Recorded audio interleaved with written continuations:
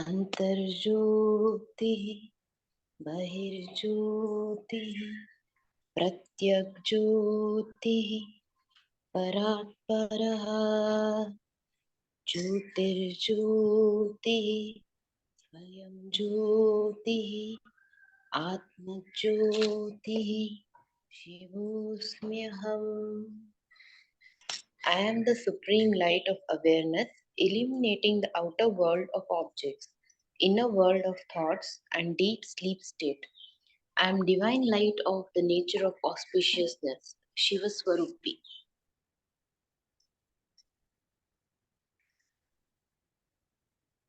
Om Gurur Brahma Gurur Vishnu Gurur Devo Maheshwaraha Guru Sakshat Parabrahma Tasmai Shri Gurave Namaha. Guru is the creator, Brahma. Guru is the preserver, Vishnu. Guru is transformer, Maheshwara. Guru is the absolute Lord himself, within creation and beyond.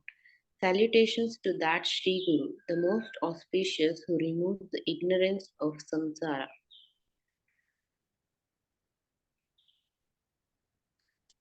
Om Akhandamandalakaram Vyaptam Yena Characharam Tatpadam Darshitam Yena Tasmai Shri Gurave Namaha.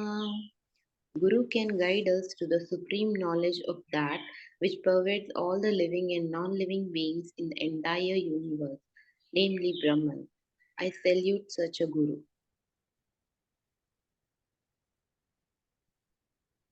Oh,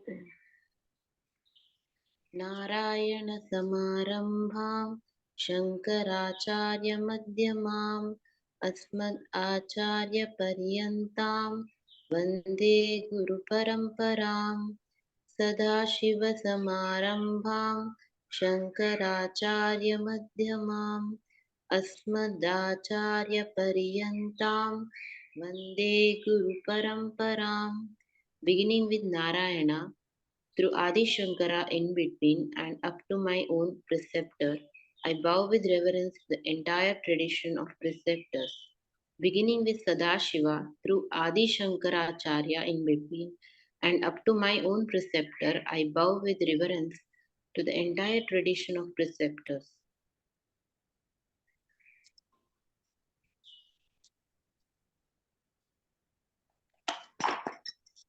Thank you very much, Deepaji. Hari Om and welcome to all the Divine Atma Jyotis to today's AVSC Satsang.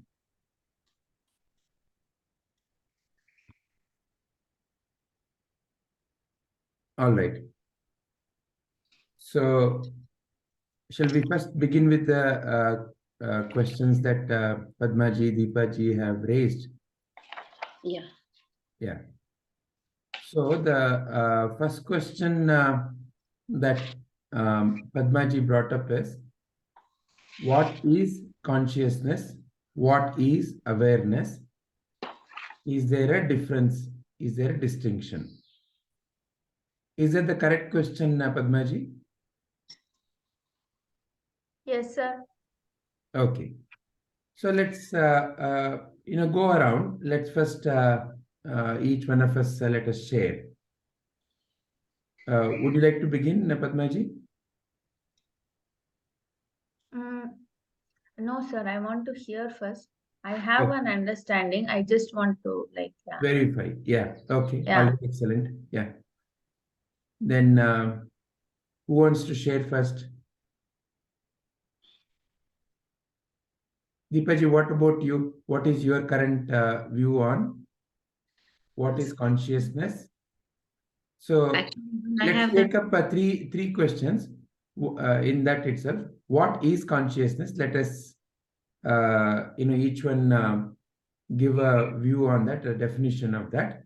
what is awareness? Is there a distinction? Is there a difference? Are they different? In what way?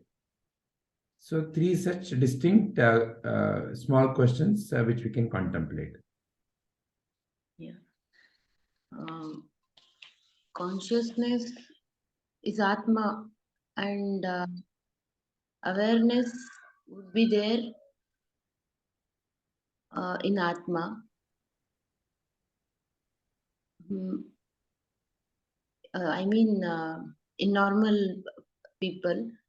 But if the person goes into coma, then that awareness wouldn't be there. Okay, so sorry, Deepaji, 1 second. Sir, can we also add a question whether it is different from the spirituality point of view? Okay, when you ask consciousness. That, when you ask that question, can you phrase the question? Yeah. So, is consciousness? What is consciousness? Is there a different meaning to it from the perspective of science and from the perspective of spirituality? Okay, excellent. 4 distinct questions are there. Okay. So, Shilpakalaji, welcome. So Hari before Om, we... Hari Om, Shilpakalaji. Hari Om, Deepaji. Hari Om, everyone. So there are some interesting questions that Deepaji and Padmaji wanted to review today. And Okay, they are, what is consciousness? Then what is awareness? Is there a distinction? And if so, what is it? Then, is there a different meaning from a science and spirituality? Okay, we'll call it as rather than spirituality, Vedanta, science and Vedanta standpoint.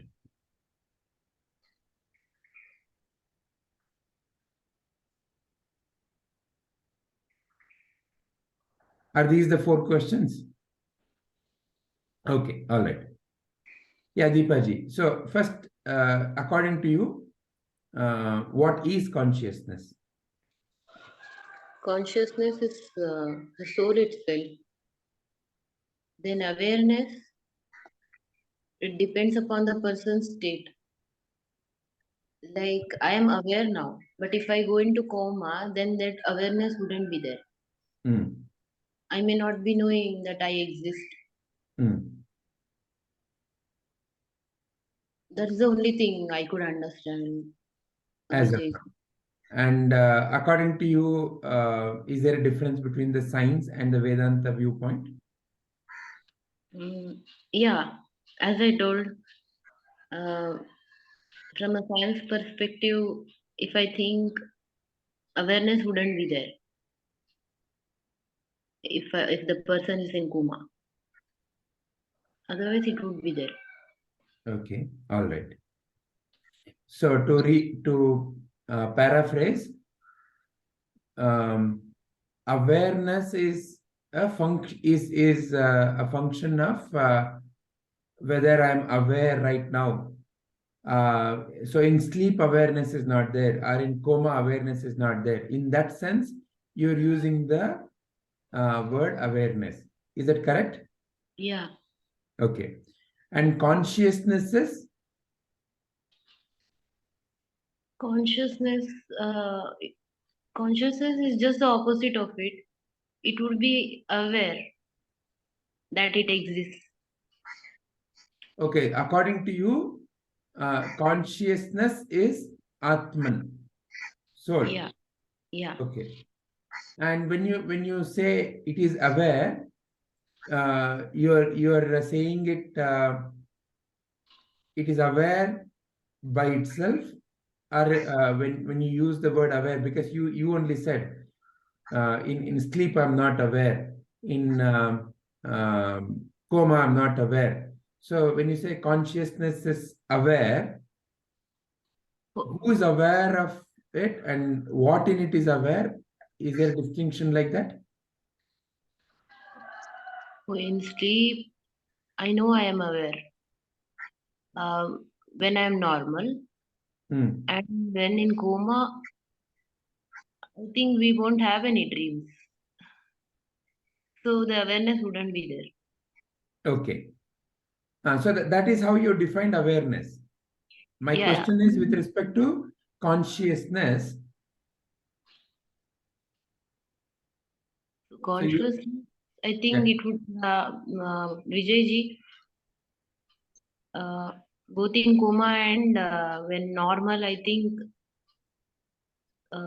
awareness would also be there. Sorry. Yeah, awareness would be there that it exists. Just the soul knows that it exists, both in coma and when normal. Okay. So okay, you're changing your definition. Okay, fair enough. Asking me all these questions. I'm getting to a point that I have got a wrong understanding. That is perfectly okay, no problem. But let's go a little deeper. So now look at what is, according to you, consciousness. Consciousness, as I said, it is Atma itself. It is Atma itself. Okay. Yeah. And what is awareness?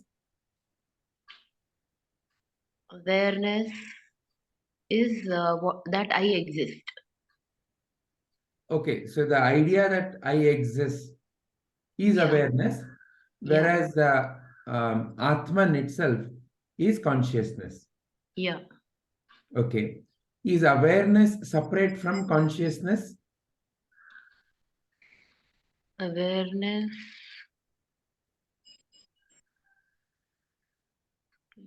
No. So I exist is the very Atman. Is that what you are saying? Yeah. Then what is the distinction according to you? Then there is no distinction, or is there a distinction? Both are same. It's merely like water and tanni, both referring to that water. Water and?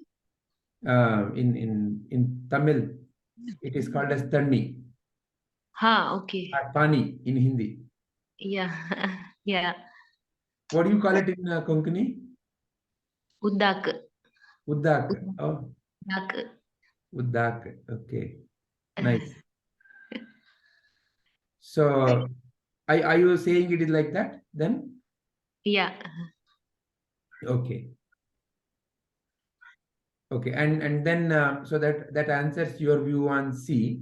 D, is there a different meaning from a science and from a Vedanta standpoint?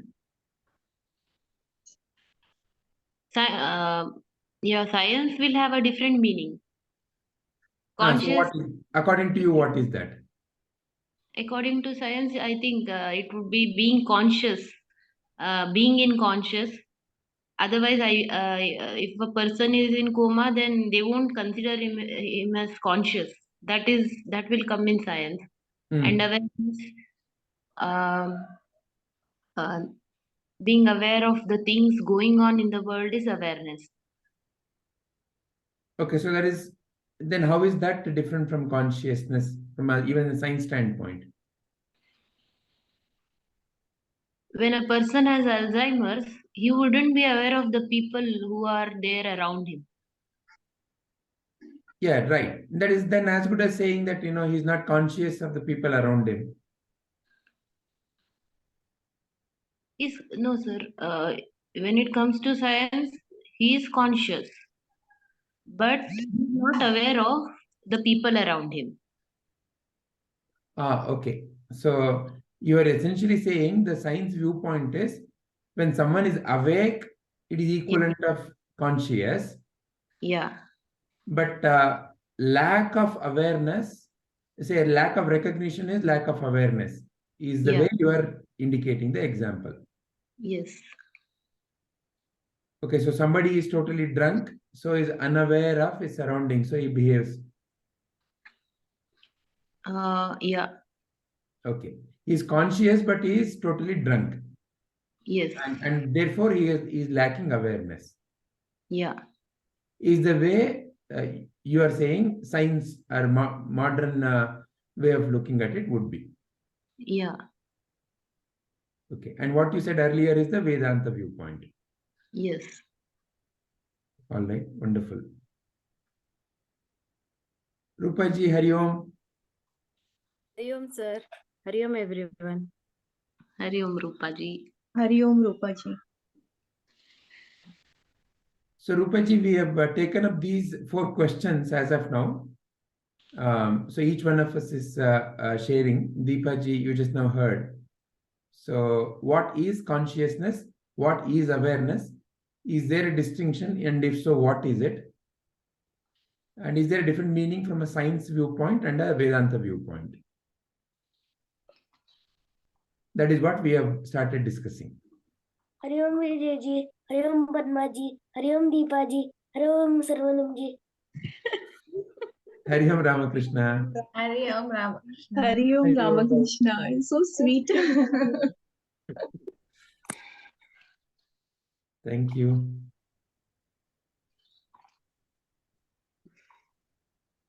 Very nice.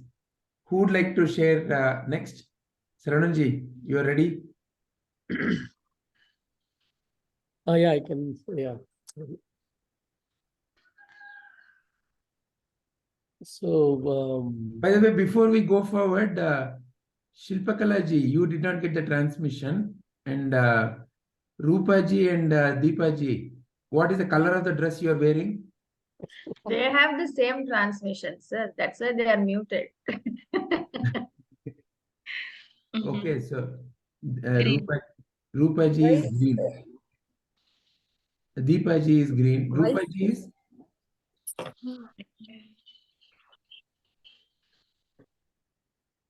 Brown. Okay. Okay, totally different transmission, Padmaji. You did not send properly.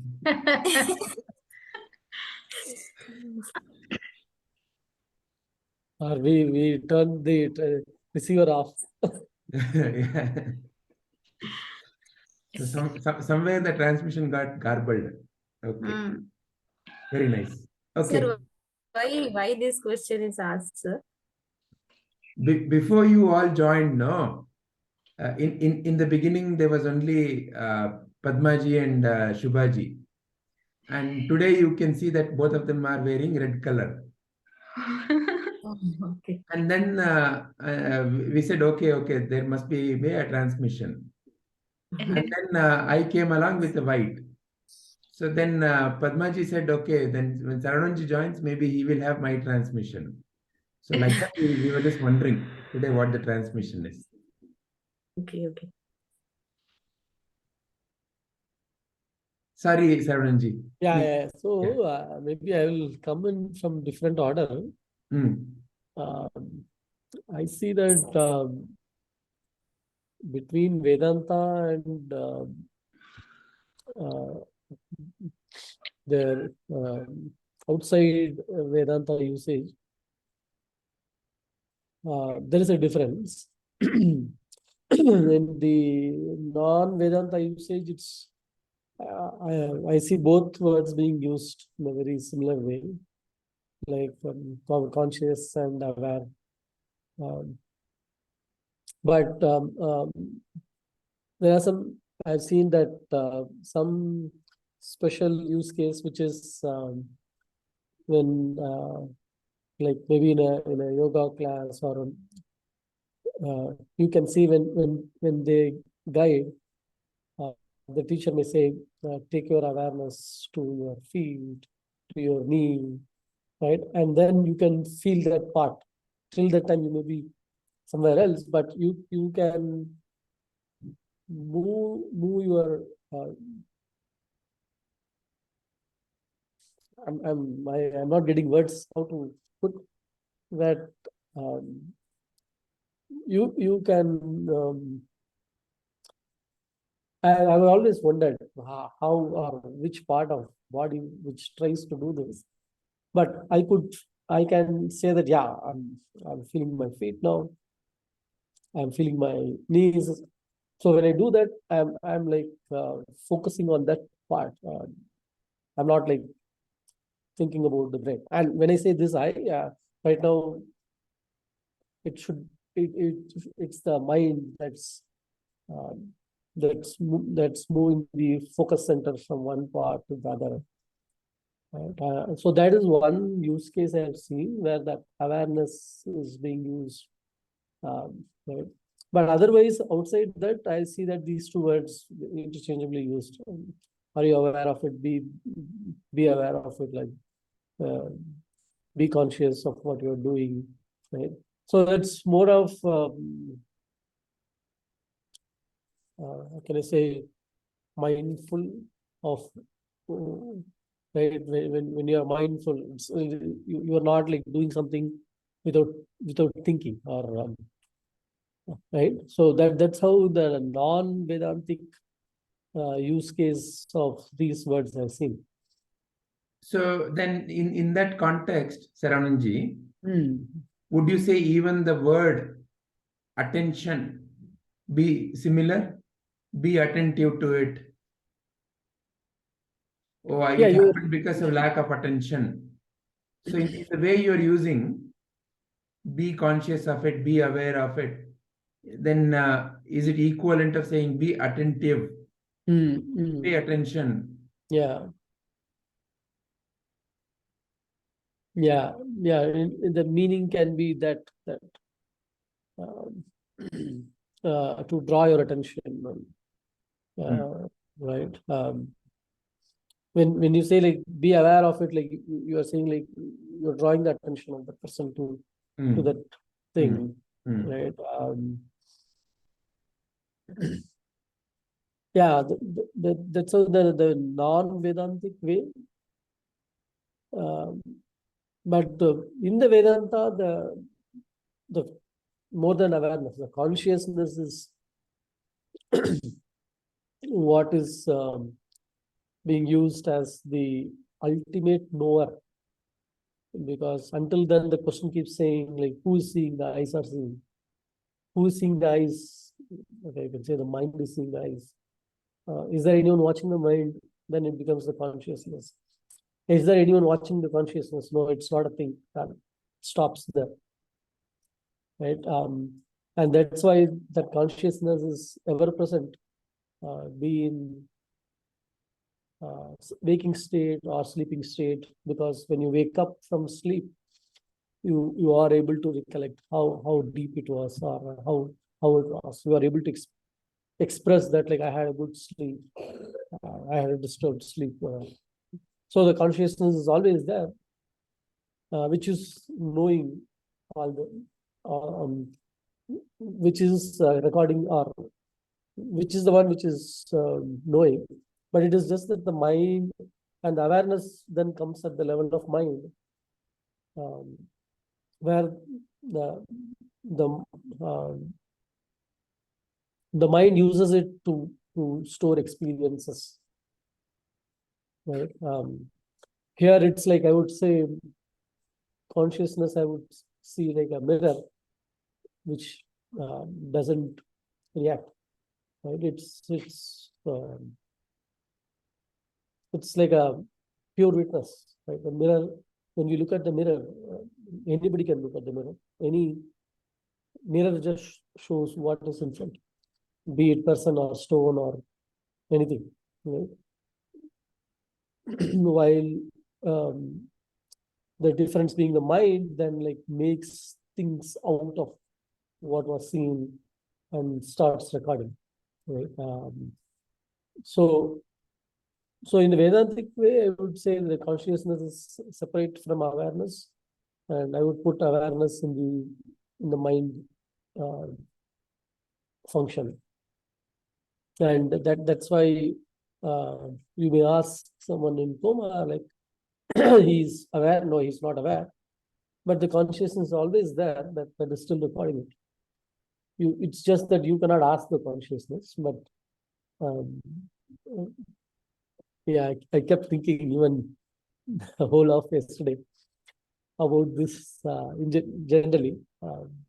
You cannot communicate with the awareness. At least I was going in that direction, because any question, the answer comes from the mind, and like you have to transcend the mind to go to that level. And when you transcend the mind, then there is no recorder, no one to record the experience. Right? So Vedantic way, I will put it this that.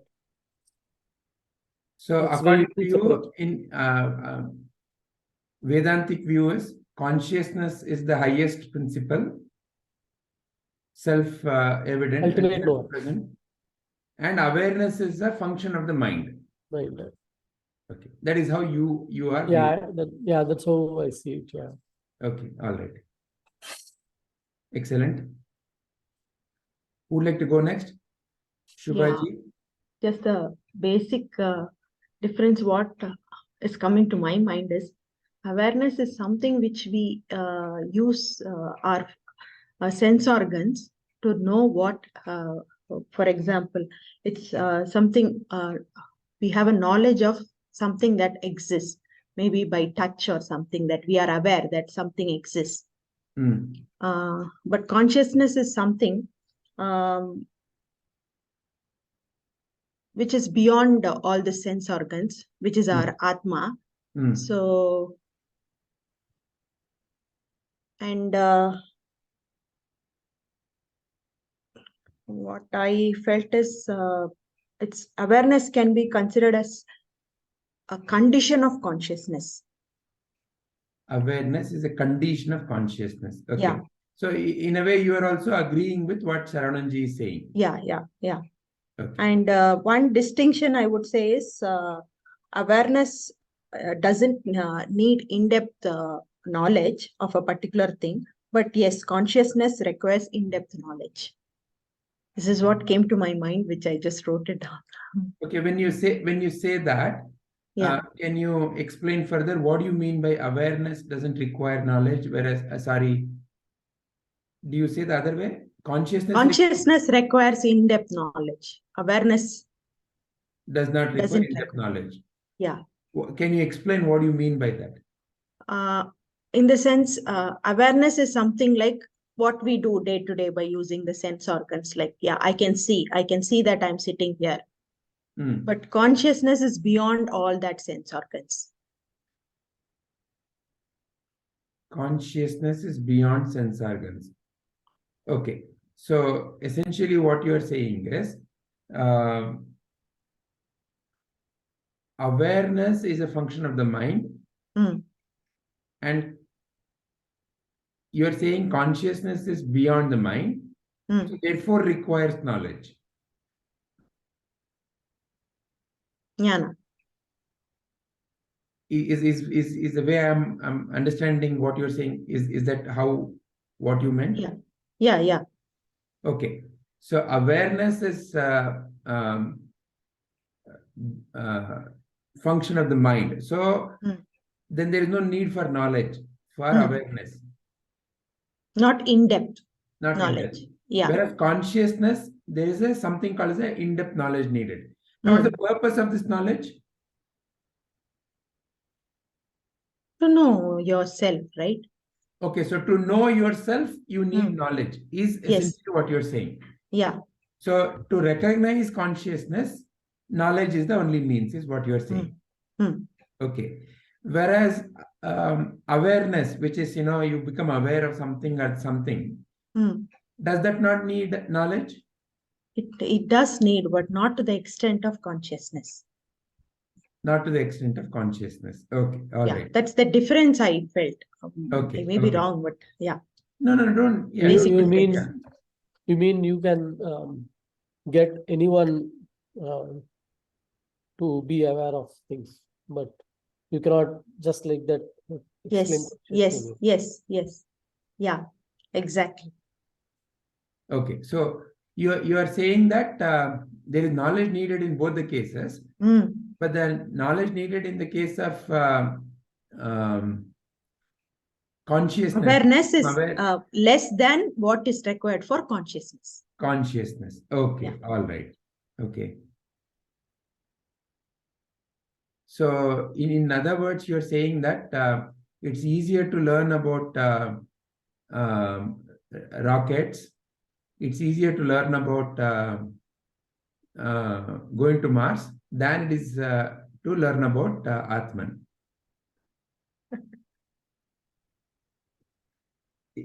Correct? No, that's what you're. Yeah, because when you look at the numbers, there are so many people who have learned science, about rockets, engineering, everything. But how about knowledge of Atman? Nobody wants to get into. Okay, all right. So, no, maybe I'll put it but this way. does the quantity change? Is the quantity different because it is difficult? So, for example, in other words, how many people would have watched the national award winner movies that used to be aired afternoon Sunday? Does it mean that it is bad movie? In other words, the knowledge of Atman, is it difficult, or because less quantity is there? More to do with interest. More to do with interest. So then, is interest same as depth? Meaning, see, in other words, what you are essentially saying is it is easier to understand about rocket science than about Atman. No, it is not a question of easiness. It's probably if you put your mind and soul, yes, you can understand. I don't know. Now I'm like. Sir, maybe only if we have done some good karmas, we come to spirituality. Otherwise, we'll be lagging behind, or we may take another life to come to this point. Right. However, the question is, because Shubhaji said the depth of understanding is higher, the level of knowledge that is needed is higher for consciousness, to understand about consciousness. I'm only raising the question, is it a complexity? Is it the is it complex? Maybe I will put it this way. It's like to explain someone about awareness, it's like you can easily guide. Are you aware of your hands? You say, yeah. So you can guide easily. But when it comes to consciousness, it is not something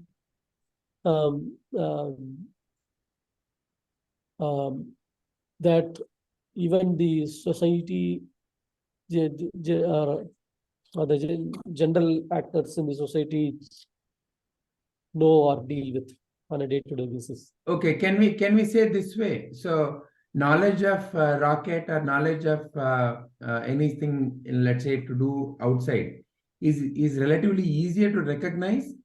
Yes. And the knowledge of the self. Is that what you mean, Shubhaji? Okay, good. Okay.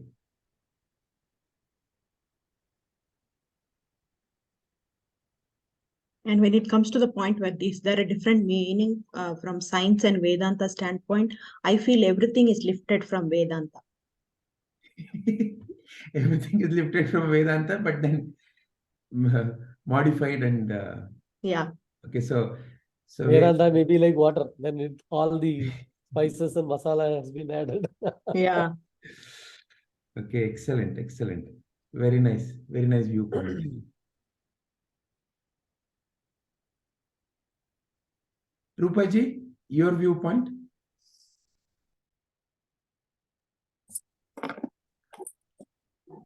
Sir, consciousness is the witness, sakshi, or the true self, which we are here to realize. And awareness is knowing, ability to know the objects of the world.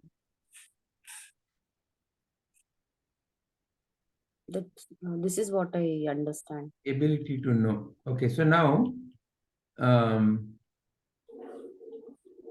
Whereas Sarananji and Shubhaji have said, see, there are two definitions that are appearing. Consciousness is Atman. Consciousness is self, whereas awareness is ability to know. It's a function of the mind. So you also are essentially saying the same thing, or are you saying different thing? These are the two definitions they have given so far. Yes, sir. I am also saying the same thing. Okay, okay. So the ability to know, you come to know about it only because of the mind. So therefore, awareness is a function of the mind. Yeah. Okay. And consciousness is Atman only, and that is what you are calling as Sakshi or witness. Yeah. Okay. And Deepaji, so that there is no confusion, you also pretty much said the same thing, correct? Yes, sir. Okay.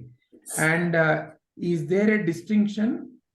Shubhaji brought up a good point, which is awareness is easier because it is available to senses, whereas consciousness is difficult because it is not available to senses. Am I saying it the way you meant it, Shubhaji? Okay.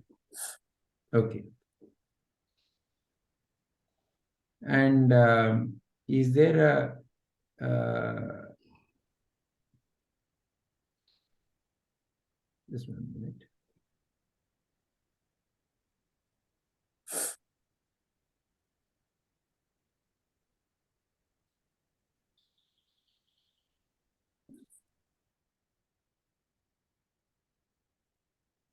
Is there a different meaning from science and Vedanta viewpoint?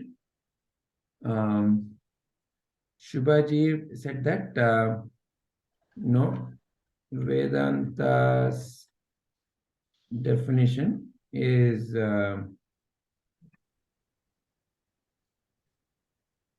lifted by science.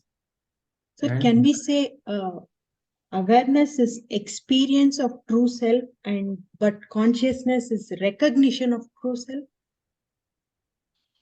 Awareness is experience of. No, I'm asking, can we say that? Let's write it. Let's write it. That way we can contemplate on it. And consciousness is recognition of true self. Recognition of true self. Excellent.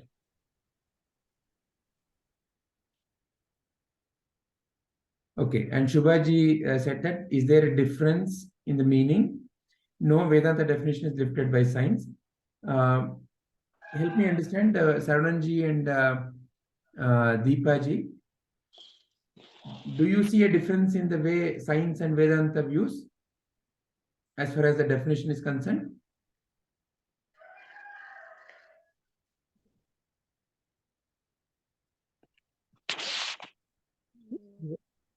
Yeah, so I was saying that the non-Vedantic way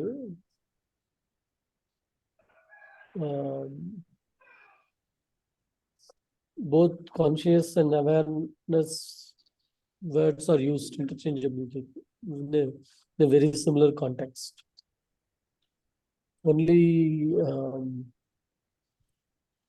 awareness, conscious,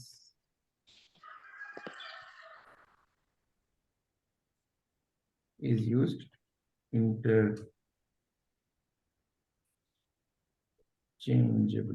Yeah. Yeah. Only in the, yeah, sorry, yeah. Yeah, only in the Vedantic way we are able to. In Vedanta only there is a distinction, whereas in distinction of the knowing, the consciousness being the ultimate knower, who knows even when a person is in, say, coma. Also, attention is used in a similar way. Yeah. Okay. What did the Deepaji mean as far as her view for distinction between science and Vedanta? In science, if you are conscious, you can be aware of what is going on. And otherwise, if you aren't conscious, then you can't know what is going on. So you won't be aware. Okay, so science, according to you, consciousness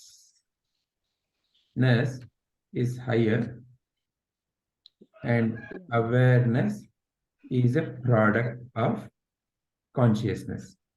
Yeah. Which is very similar to your Vedantic definition, is what you're saying. Because though it may not recognize the self, what you're saying is consciousness is higher, according to science also, and awareness is a product of the consciousness. Yeah. Okay, all right, excellent. Does Rupaji have an opinion on this topic? On the last question, is there a distinction between science and Vedanta?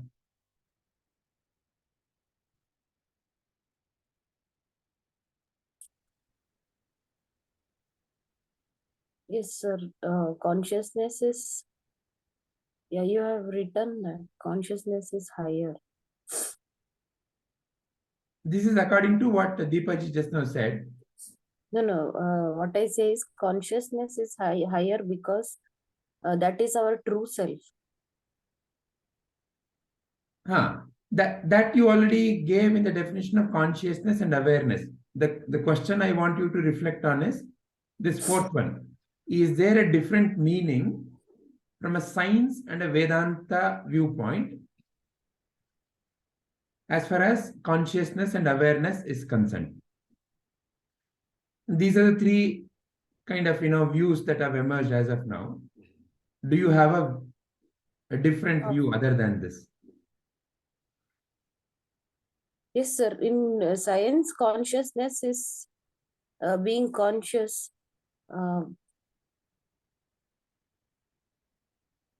Being conscious means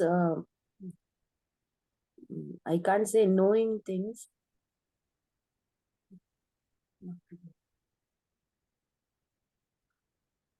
But in Vedanta, it is, as I said, it is the true self. Yeah.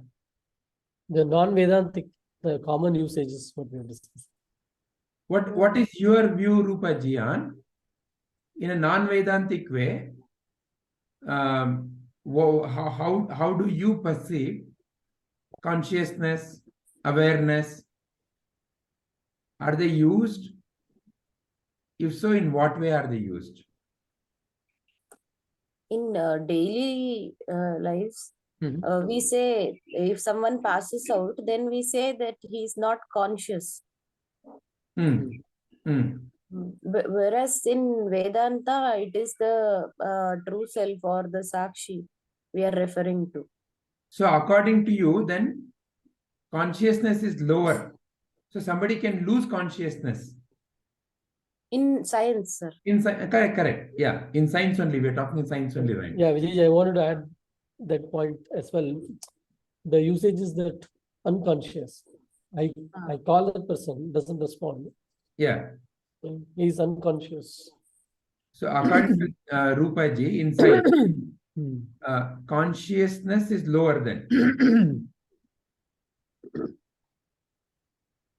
Because it can be lost. Lost or gained. Okay. Then what is your view on? We also say that he regained consciousness. Yeah. Right. So it's a common usage. So in the common usage, it is as if it's something that can be gained and lost. Okay. Rupaji, about awareness, modern viewpoint. Awareness is to know, no, sir. Is there a modern viewpoint? Is there a science viewpoint of awareness? Or do you also say that awareness, consciousness are used interchangeably in modern science? So taking your own example, then could we say that, somebody has lost consciousness, or now somebody has regained consciousness? In the modern science, then is it okay to say somebody lost awareness, somebody regained awareness? No. No, I'm asking No. Rupaji. I'm asking Rupaji, not Saravananji. Awareness is to know, sir. So when we are speaking, we'll say, I'm not aware of it, so I don't know. Yes. So what is your viewpoint on science? Is that your science viewpoint, or a Veda? Is Vedanta Rupa speaking, or is the science Rupa speaking? It is science Rupa. So what is science Rupa saying about awareness? Awareness is to know the objects in the world, I can say here. Awareness is to know objects in the world. And that is what Vedanta Rupa also said for what is awareness, ability to know, right? Yes, yes. So then there is no difference. I don't know how it applies in Vedantic, from a Vedantic viewpoint, sir. Okay. So what you are saying is awareness is to know, right? Objects of the world primarily. That's what you are saying. Yeah. Okay, all right. Sorry, now the science Saravananji was speaking, or Vedanti Saravananji was speaking? Science, from science point of view. Yeah, I wanted to bring that unconsciousness, and like where they use like he has lost and he has gained, and awareness. But you also said awareness, consciousness is used interchangeably in science, which means that I can as well say that somebody lost consciousness, somebody lost awareness. So but in this specific usage, though like they are used interchangeably in some, or I don't know, most, but there are specific usage of the words wherein like are you aware of it? If I ask that, do you like to see if the person knows, right? It's aware is being used than conscious. If I'm going to ask someone, I see that. But my question is, because you gave the definition that awareness, consciousness are used interchangeably, then it's like, water and tanni.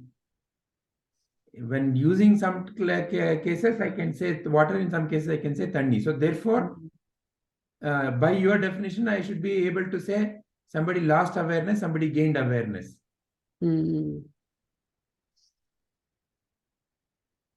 Right? Yeah. Okay, all right. But it is not used that way. Yeah, it is not used that way. But you're granting me the permission to use that way because of this definition.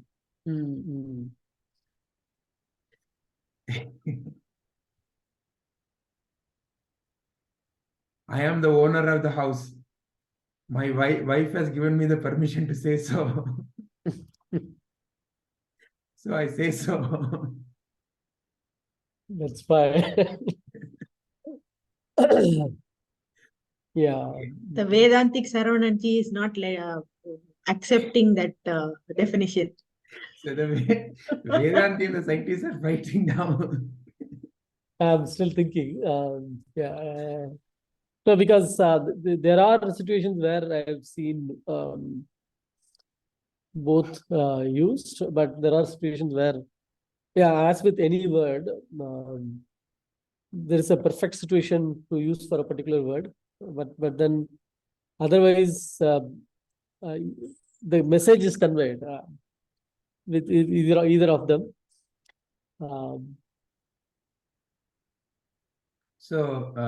But I feel this is what is Maya. Maya is, there is a shabda, that is sound, and there is a meaning, and the meaning is where the Maya jala of the world is, of the perception is. So excellent, very nice. Because Padmaji wanted to listen before she opens her mouth.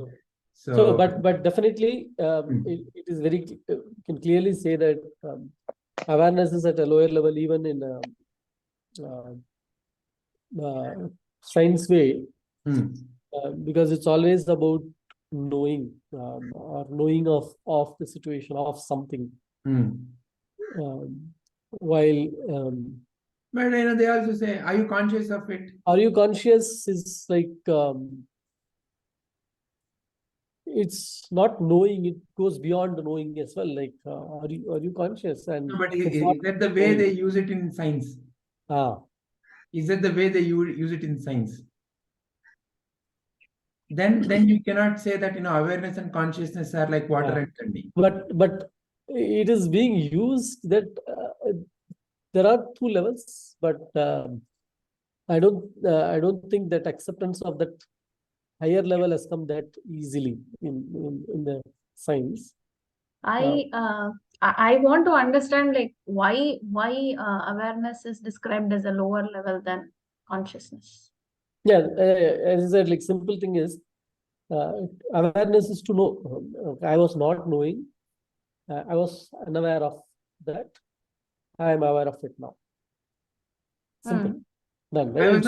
I was not conscious of it. We will not say that I'm now conscious of it. So now I've gained consciousness of it. No, you don't say that with consciousness. You will not say that like I wasn't. No, but when you're using it interchangeably, how can one be higher or lower? Like just the example that Sir gave. Water and tanni will not be, they are synonymous, right? They are not, one is not lower or higher. That's why I'm asking, like, I'm not understanding why you explain it as a lower. Again, so at a broad level, maybe you both will, someone who is not looking into this, the depth of the difference between the words, they will get it, but you can use it to precisely in situations, right? For where like then from the knowing part you use awareness, and then you can use conscious for something a little bit higher, wherein like are you conscious, and that is not about knowing. It's like there is I'm saying like when I say conscious, do you know you exist, right? I'm not going to say that are you aware of yourself? No, we don't. I will not use that word in that situation, but that conscious word is being used, that are you conscious of what is happening around? But when you use be aware, what is meant there? Be aware is be attentive. There I will go that way. Be aware, be attentive. Then you can as well just say be conscious. Yeah, that's what I'm. Yeah, that is why I said like that used interchangeably, right? That part, yes. At that time it is being used interchangeably, right? But then in a situation where I'm trying to interact with a person and it doesn't respond, then like you say that like he's not conscious. There I will not use he's not aware. That is the separation. I see that the separation starting to emerge. Can you say then that the awareness is very unique to you? Awareness is there like when you are interacting, when in a yeah, exactly. Is it unique to you? To me, meaning? Awareness as a function, is it unique to you? Can you be? Can you make someone else aware of anything? No, right? Only. Yeah. That's why I use that example, right?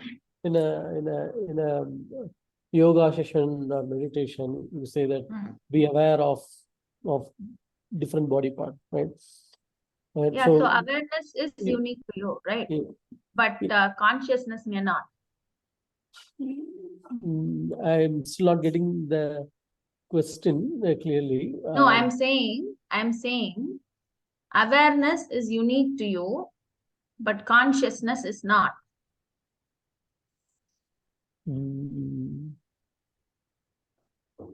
So consciousness is also it is to the individual. The individual has to be conscious of. Why is consciousness unique to you? There is nothing but consciousness, right? So how can it be unique to you? No, now you are getting into Vedanta. The moment you say nothing, there is nothing but consciousness, then you are we are still operating in the fourth question. Yeah, we are in the science now, right? In science, where do you use what words? Why do you use them? That's the depth we are getting into. No, even from science perspective, awareness is still unique to you, is what I'm saying. Okay, even consciousness is like that.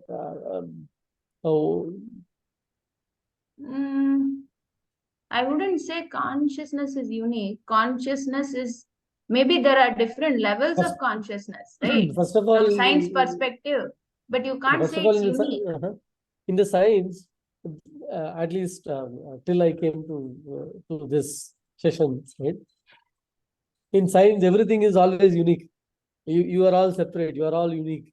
There is no one. Okay, there is only multiple in science.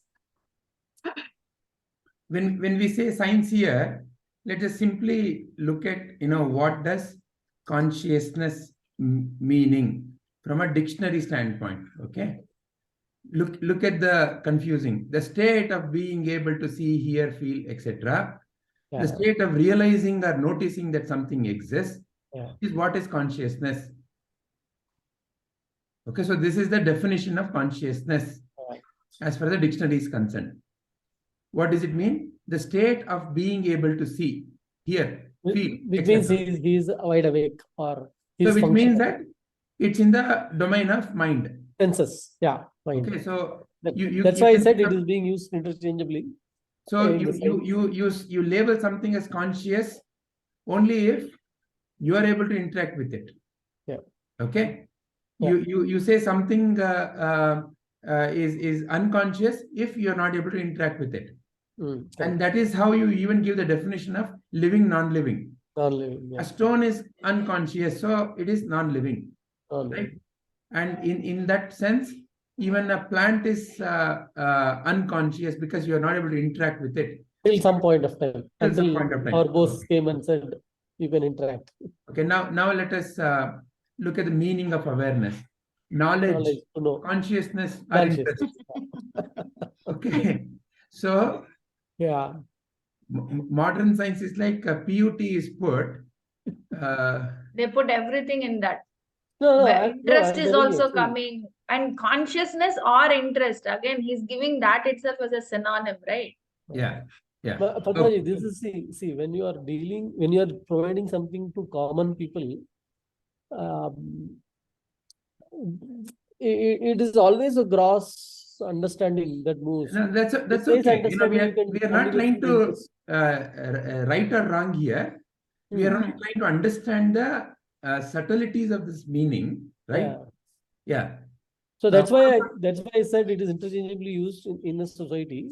So but then, like, for the time being, let's stick to that way of looking at it, Sarananji. If you say it is interchangeably used, then trying to bring distinction will make it more confusing for science also. That's why science gave up and said that awareness is knowledge, consciousness, or interest. Yeah. Okay, so I think that way all synonyms have a specific use case. For each word has a specific use case. Otherwise, that word will not exist. First of all, correct. It will not exist. Okay, but then synonyms means they're same. They must be same. You use it in situation. Yeah. So that is the conclusion you can come up with as of now, as far as science is concerned. What about Shilpakalaji?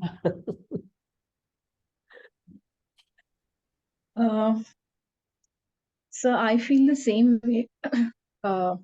Which way? There are many ways that are being felt here.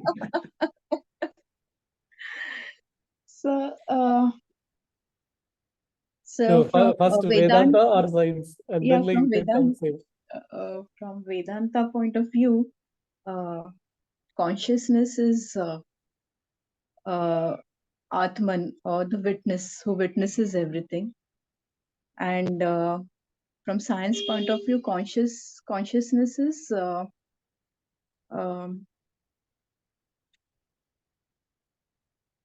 where we engage our mind, as well as in we are aware of what is happening around us. So say it again. According to science, consciousness is to become aware of something. Yes, yes. Means, of course, it involves engaging of mind as well. Okay, so you are also then saying that from Vedanta standpoint, consciousness, you are agreeing to the three definitions that have been given: Atman, self, Sakshi, recognition of true self. Yes, sir. Yes, sir. And awareness is, you are also saying, its ability to know. Because you have the ability to know through mind. Yes, now, so awareness in Vedanta and awareness in science would be one and the same, na, sir? So because we are engaging our five senses and the mind. Yeah, that's what you are saying. Yeah. Yes, so it's also, what you are saying is, Vedanta also, you feel that Vedanta is also saying awareness is function of the mind, and science also says awareness is function of the mind. Yes, sir. Yes. Okay. Mind and the five sense organs. Yes, yeah. Yeah, mind and the five sense organs. Okay. And then according to you, does then there is no distinction in science as far as awareness and consciousness, or is there a distinction according to you from a science viewpoint? So definitely from science viewpoint, consciousness and awareness is different to what is explained in Vedanta. I think in science we just touch the top base, not whereas Vedanta looks into it in depth. Okay. Okay. All right.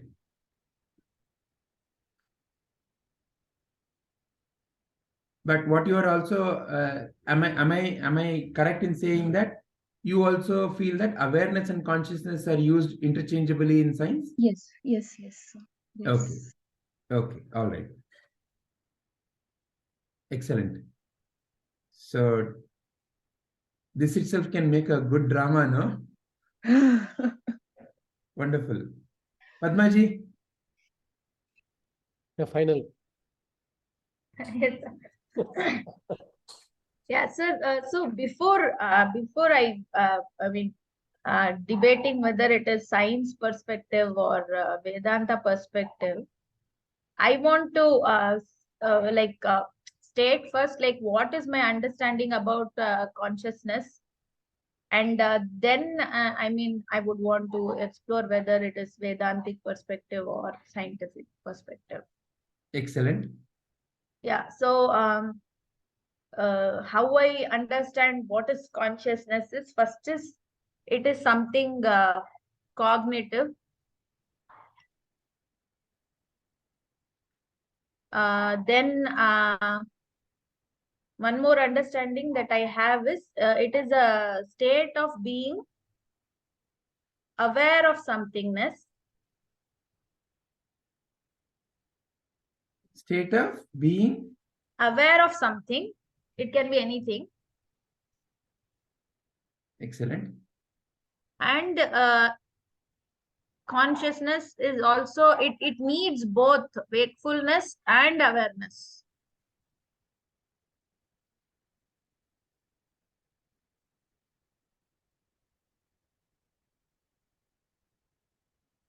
It needs both wakefulness and awareness. Okay. So which means that according to you, awareness is something else. Okay. Okay. Okay. Then another thing what I feel is you can be aware of something without understanding it. Okay, now you are giving your definition of what is awareness. Yeah, I mean, how I understand awareness is. Okay. Like awareness, you can be aware of something without understanding it. Okay, so say it again. So awareness is you can be aware of something without understanding it. For example, when you say become aware of your breath, I can just be aware of the breath without understanding what a breath is, how it is going in, out. I don't need to know all that. I can just be aware of the breath. Is that awareness or is that consciousness? No, I feel when you are becoming aware, see, this is an example that I'm giving. Example of what is awareness? Okay, through example you are giving. Like you, my main point here is you need not understand something to be aware of it. Is what is my. Even in consciousness, for example, state of being aware. So I can be aware of something. No, but in consciousness, what I feel is there has to be a understanding for consciousness. You cannot be just conscious of something without understanding it. So that is the point I'm trying to make here. For me, that is the basic difference I feel in in consciousness and awareness. Yeah, then you will have to remove being aware. That's why I said, Sarvanaji, that I don't want to go into Vedantic or this thing now, because for me it's all overlapping in many places.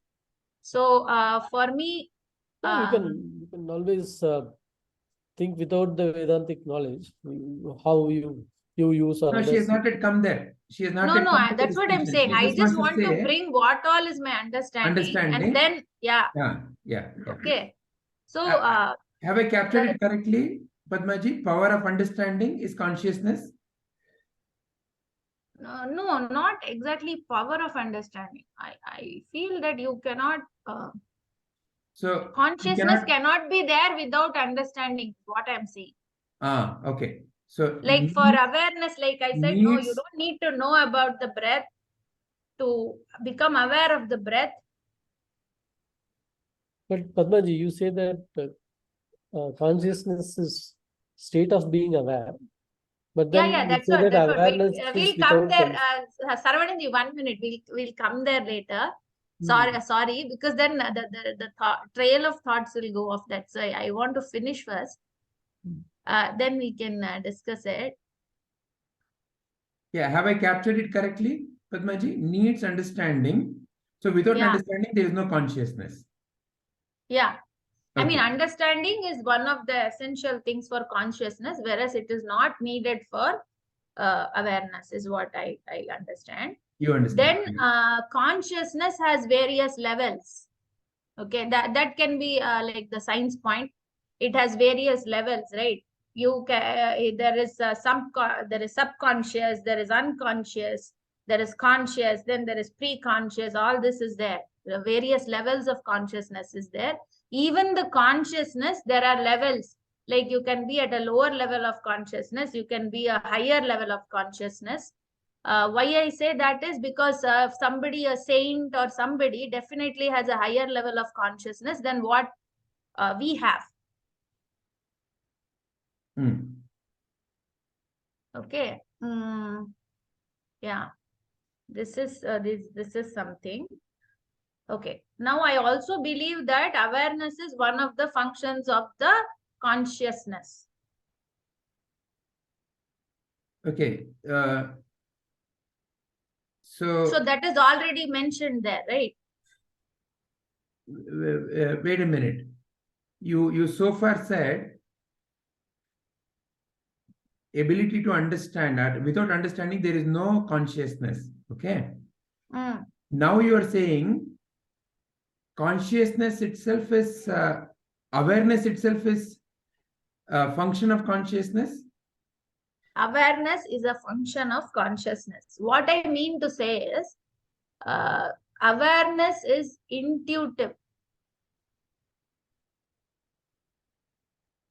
Okay, then how can it be a function of consciousness? Because only when you understand it becomes consciousness.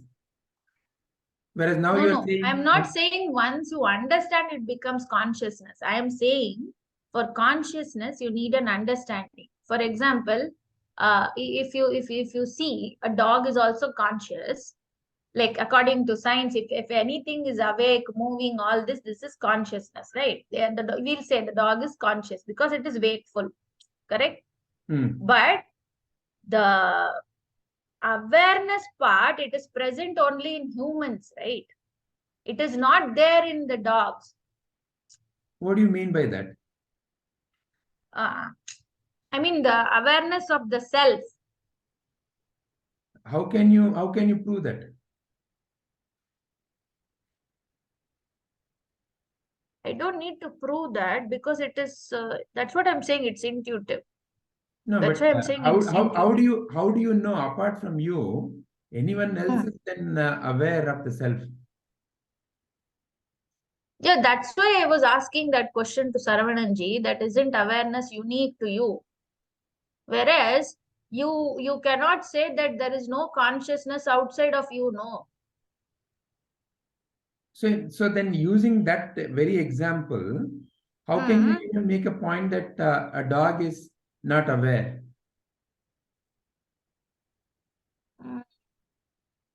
Yeah, because it's not interacting with, I mean, it's not interacting, or say, or maybe a dog example, rather, you can take a flower example. It's not interacting with me, right? But still it is conscious, right? It would be classified as conscious, right? Flower. From a scientific perspective, if you take, a flower is also conscious, I am also conscious, a dog is also conscious. But the way they interact with you is different. So, no, that is just the mechanism of interaction, right? So, but for then example, you will have to define conscious. When you say flower is conscious, dog is conscious, what is your definition of conscious? I hope you did not mean living.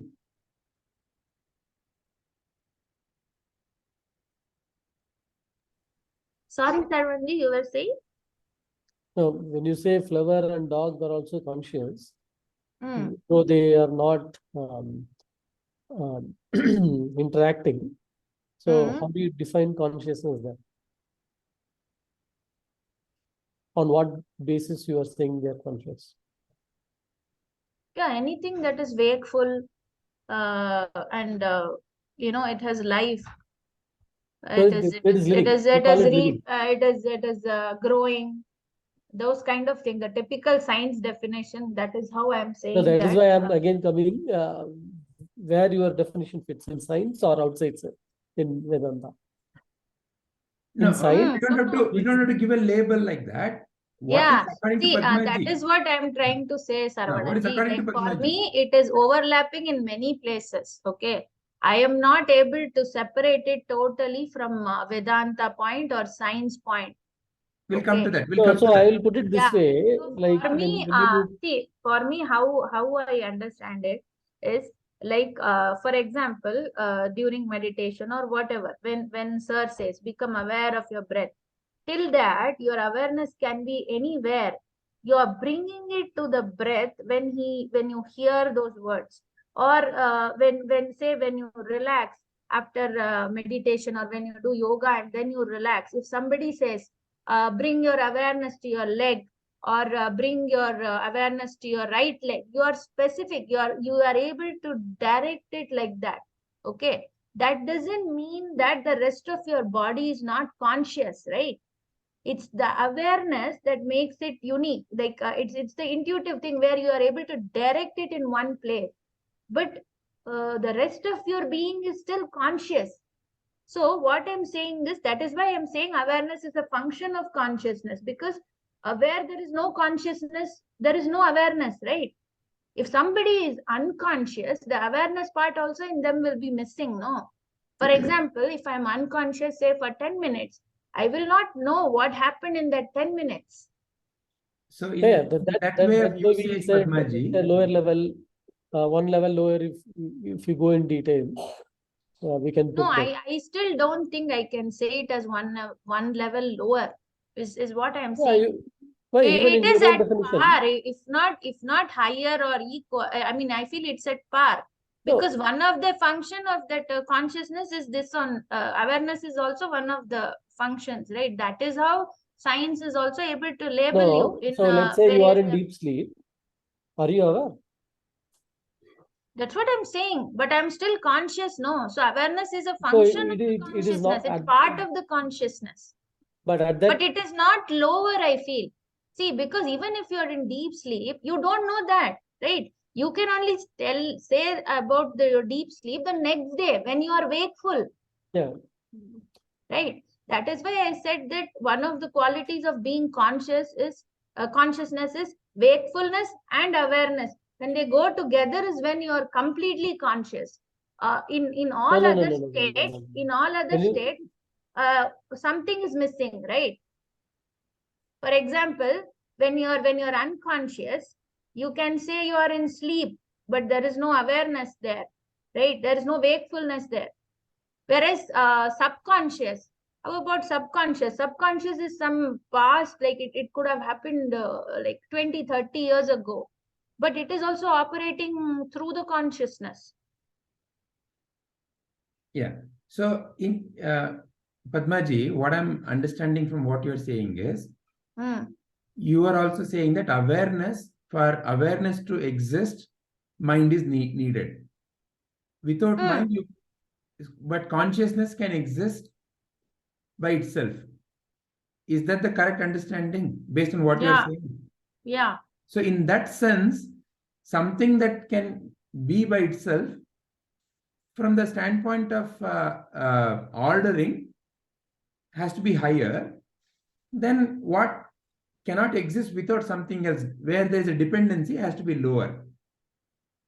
So in that sense, you are also saying that awareness is only because of the mind, and consciousness is one of the awareness is one of the manifestation of the consciousness. Is that correct? Yeah, power. Yeah, I can say power. Like power, like Maya. Right? It's a power of the power of the, yeah. So in that sense, you are also agreeing to the definitions that are given here. It's a ability to know. It's a function of the mind. Right? You can be, this is an example. You can be aware of something without understanding. That's a separate thing. But you're aware where, if you ask us such a question, in the mind. So awareness, you are always able to, you are relating to it's a through the mind. Correct? No? Yeah. And for you, consciousness is higher. Though yeah, it is like all pervading. It's all pervading. But though there is a level, there is a subconscious and unconscious, superconscious, all that is there, but still it is higher. So, see, from Vedanta standpoint of view, how I see consciousness is it's only Brahman, right?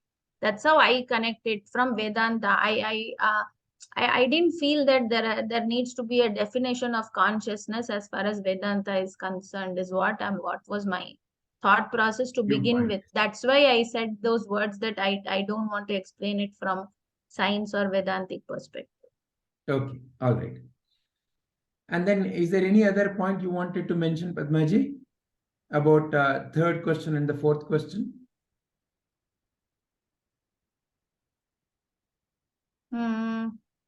Consciousness is difficult. That is something I don't agree to. Okay, so no, because it is like although we are not realized, I know that I exist, right? I know intuitively that something exists. I exist at least. So that is what is consciousness for me. So why is it difficult? So it is difficult saying to someone who is not entered. And that statement, like, because it is not available to senses, that is also not, that's also incorrect, I feel. Okay, maybe are you not knowing now that you're conscious? Yeah, that's what. Okay. So put it is this it way. So something it's not difficult, is what I'm saying. What Even if one of your senses is not there, you will still say you're conscious, right? You won't say I don't exist. True. But what Shubhaji said is, consciousness is difficult to understand. Because yeah, why? That's what I'm asking. Why? Because it is not available to senses. If it was easy to understand, then everybody should be self-conscious. But their ability to understand is not there. No, but no, sir. What I'm saying is, ability to understand might vary, but it is not. It is difficult because it is not available to senses. I mean, I don't agree to that. So that is where she used the definition that most people can easily understand about rocket or things outside because they are available to senses. But many people are not able to understand about Atman. So using that statistical viewpoint, she's saying So that, then, rather than the word understand, it would be better to say it as experience, right? okay, so how Yeah, would you because distinguish between currently we are in understanding and this path. experiencing? We are in this path. For us, it might be easy to understand. The difficult part is the experience, right? The recognition of the self is what is difficult for us. It is not the understanding. All right. So what you are saying is consciousness is difficult to experience. Yeah, the experiential thing is what is missing. That's where I said you cannot experience it because you need an experiencer, and mind cannot experience consciousness. Mind is at a lower level. Yeah, that is the Vedantic standpoint. But to say that consciousness is difficult to understand because it is not available to senses, because that statement, no, because it is not available to senses, how will we prove that? We are not self-realized. A self-realized person will be actually able to tell you how is it he is able to experience, or even there is an experience or not. That only that person can say, right? We know we know and understand only what is available to our senses, so we are concluding it like that. Am I incorrect? So okay, let's just only understand what the viewpoint is, and then we'll reconcile now. Any other point, Padmaji? Is there a different meaning? Yeah, I feel science definitely has a different take on the consciousness completely, like because Vedanta doesn't talk about, I mean, doesn't go into all these subconscious, pre-conscious and all that. It's only talking about the consciousness part, and that also it's only dealing with the consciousness in the higher level, which is the human level. That is, the Vedantic scripture is all for the human only. Even though there are many things conscious in this world, is how I feel. Or rather, I understand. Okay. So what you're saying is science viewpoint is consciousness and awareness are used interchangeably, whereas Vedanta, it has a specific meaning for consciousness and awareness. Yeah, no, I mean, Vedanta doesn't classify anything, right? There is no mention of any, like at least till now, till whatever scripture we have gone through, there is no mention of anything else. It's only dealing with how, I mean, the human are the only one where the self-conscious awareness is even present. So it's dealing only with those people who are able to do that, right? So it's the scriptures are not for animals or anyone else. So you need That's a higher okay, level Padmaji, of. but the question is there a distinction that Vedanta brings when it comes to awareness and consciousness, or does it not? You mean, is it different from the scientific view? That's what you're asking. Yeah.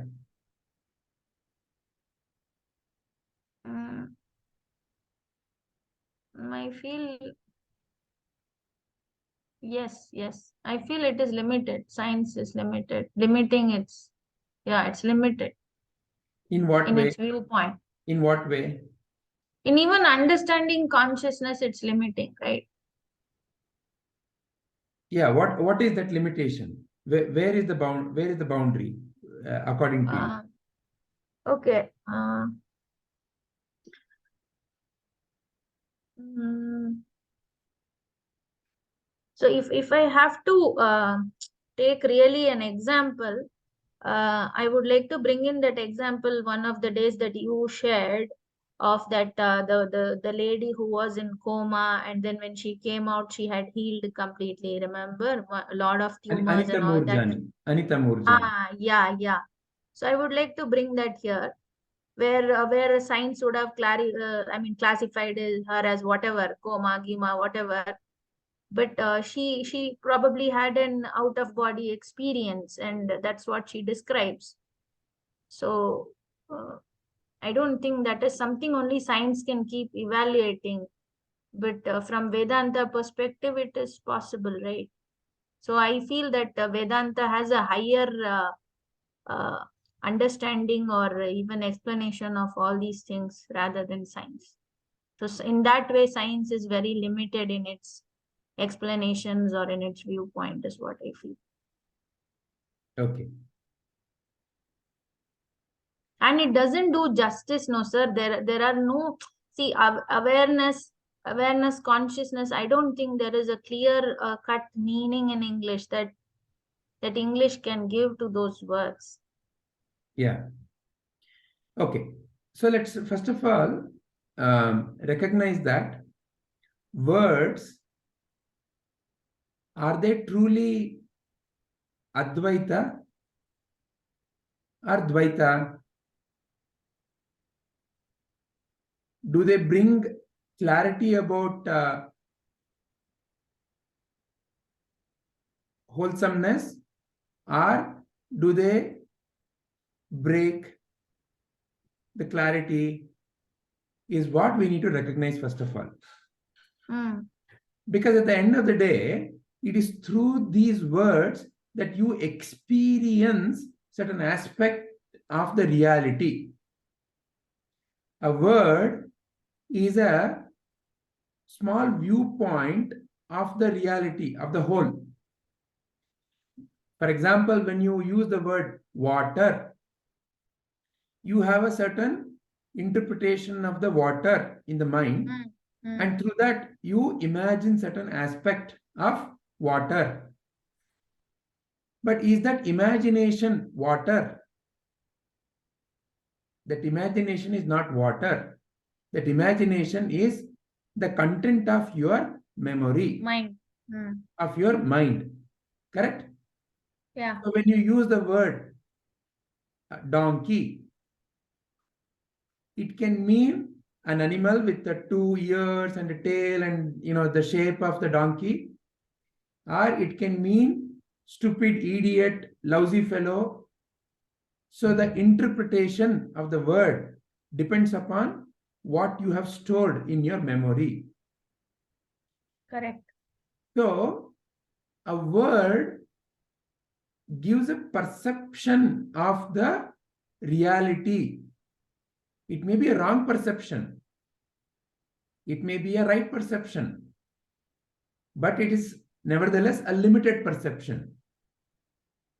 Because when you use the word water or thanni or neeru or donkey, it is always about something, but a limited aspect of it is what is carried through that word. So word launches you into some sense of understanding. Now, where is the understanding happening? Understanding itself is happening in a screen you call as mind. And for understanding to happen, for that movie to be visible to you, what are you using? Your own dictionary called your memory. So these are the two things that you use. There is a screen called mind, There's a dictionary that you have, and through that, you project images onto the screen, and you see, and you discuss, isn't it?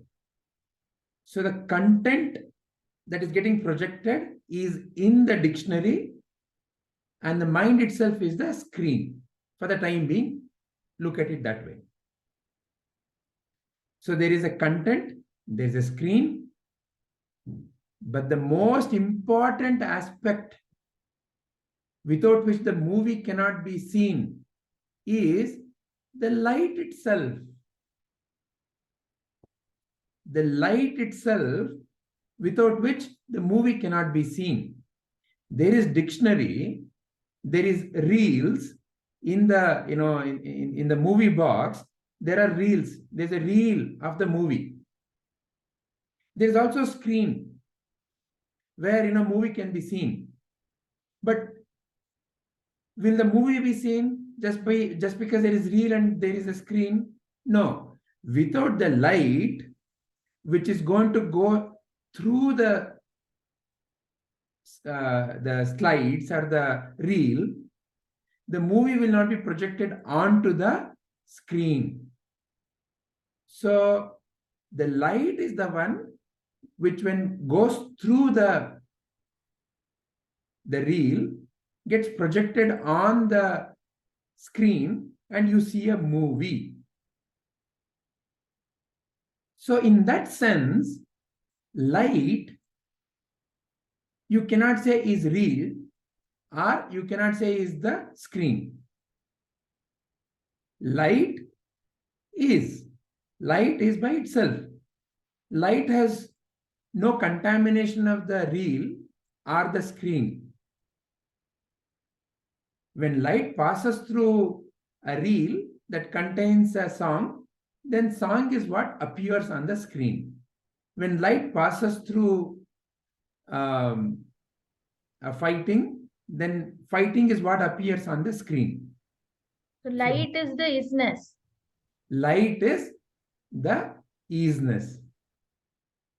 Light is all that we can say in terms of our understanding, in terms of when we have to express, right?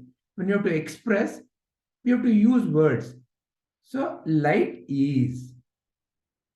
So light is equivalent of awareness. Light is equivalent of true self.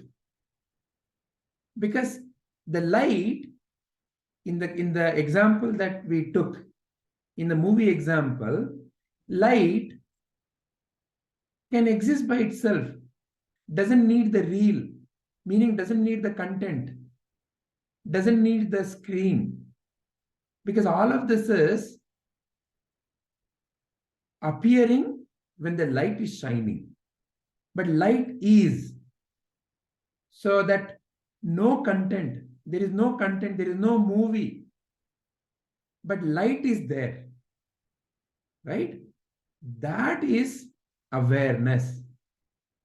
That is true self. That is Shuddha Chaitanya. That is pure consciousness.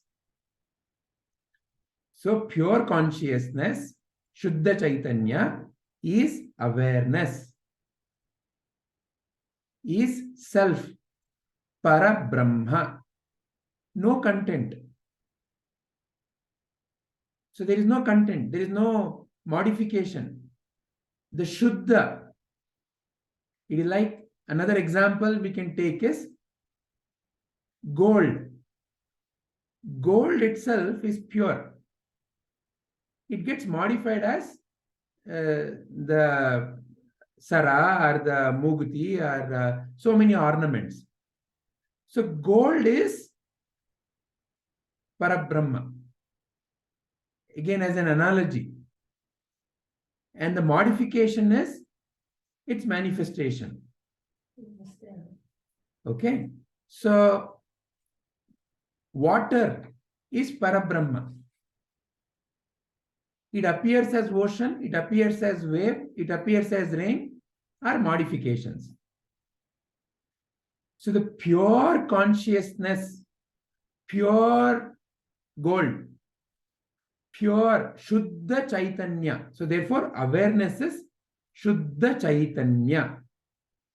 Brahman is Shuddha Chaitanya. Shuddha. Why Shuddha? Because there is no contamination. There is no modification. There is no change. Yeah, Padmaji. So, sir, here you are saying that they both are same, right? Which both are same? Consciousness and no, awareness. I'm not saying that. I'm saying pure consciousness, and therefore I'm adding an adjective called pure. Okay, Shuddha Chaitanya is awareness, right? That's the statement. Okay. Yeah. So, so Brahman, Parabrahma, so these are different words used, right? Parabrahma. So Nirvikalpa, Nirguna, Nirakara. These are all pointers to awareness. Like light. Okay. So then when it starts manifesting, like how the light falls through the reel and there's a movie on the screen, then you need the consciousness, that is the ability to, or the power of knowing. See, the power of knowing is inherent. However, only when it passes through a medium, it becomes apparent. So, light by itself cannot be known. Space by itself cannot be known. When there are objects, then when light falls and reflects back, then only you can say, oh, I'm conscious of the object. But by discrimination, you can also now become aware of the light itself, which is helping you to become aware of the object. Okay. So because without light, object itself cannot be perceived. So what is more fundamental? Light. Because light is self-evident. Light is by itself. So here, so here you are saying light is the consciousness. No, I'm saying light is the awareness, and when it reflects on the mind, and there is an entity called GV, and the entity experiences various objects of the mind, that is consciousness. No, so sir, therefore, I don't get the, I don't. So the light is by itself. Light. No, I am still not able to understand like how you are separating the awareness and this one. I'm not able to understand that part. So light is by itself. Yeah, that I understood. Okay. Right. But yeah, light I was under. Yeah, how my understanding was light is the consciousness is how. So I'm making a distinction between these two. Because the distinction is important, because otherwise we miss self-evident and self-existence with what comes because of that, what exists by itself. See, in the order of things, right? The light is by itself. The movie cannot be by itself. The movie is dependent upon where the light falls. The screen, the reel, and the light itself, right? So movie is not independent. You cannot say that movie exists by itself. Are you able to see the distinction? Movie, we cannot say movie exists by itself. We cannot say. Movie is dependent upon screen, reel, and the light. But light is same, no, sir? Huh? Light is always the same, right? It's only because of the reel and the screen, it might be different, right? But light is same. Light is same. So, so isn't that the consciousness? Why are you saying it as a Shuddha Chaitanya? So, to make the distinction between what exists by itself and what exists because of something else. See, gold exists by itself. Isness, the essence is by itself. There's nothing else that can bring. I cannot say I've made the gold more gold. Gold. Yeah, correct. Okay. Whereas I can say, the nose ring now has more quantity of gold. I can say that. So something can be increased or decreased in some objects, whereas some fundamental object I cannot increase or decrease. I cannot change its aspect. I cannot make the water more water. Whereas I can change the content of a bowl and I can say now there is more volume of water. And a larger volume, I can call it a river, ocean. So like that, I can give different names. So this is consciousness. So there is a super conscious, there is a subconscious, there is a conscious, there is an unconscious, there are levels. So there is a Danava, Daitya, Manava, Deva. There are all levels of consciousness. What are you conscious of in that example? What are you conscious of? You're conscious of the totality. The level of your consciousness of the totality is what you're describing there. Danava is only aware of the body. So is a very body-oriented consciousness. Body, mind, body, I as a body is Danava. Manava is body and mind. Intelligent, beautiful. All these are in the mind. So body and mind. Deva is lot more subtler consciousness, meaning lot more broader. See, when you think in terms of, let's say, function, right? Somebody can say, look, my fingers are moving. My fingers can lift so much of weight. So my finger, my hand, my body is more stronger. Somebody with a little more clearer understanding of how it is functioning can say, no, mind is more powerful. Because through the mind, you are instructing the body. So when the right thought is put, you can make the mountains move. So mind is more mightier than the body. You can come to that clarity. So in that sense, mind is a higher level function than the body, which is a lower level function. So the one who only operates at the body level is at a lower level of consciousness. The one who is operating at a mind level is at a higher level of consciousness. And the one who has recognized that I am beyond mind and body is at an even higher level of consciousness. But that also requires recognition. So therefore, you are calling it as a super conscious. What is super conscious? Super conscious awareness means what? Super consciousness means what? One is able to see unity in the diversity. But still it requires a instrument called as mind. There is still a recognition happening in something called as a mind. Still somebody is speaking about it. However, beyond all this speaking, not speaking, aware, not aware, conscious, not conscious, there is easiness. To point to that easiness, awareness is used as a word. As a word.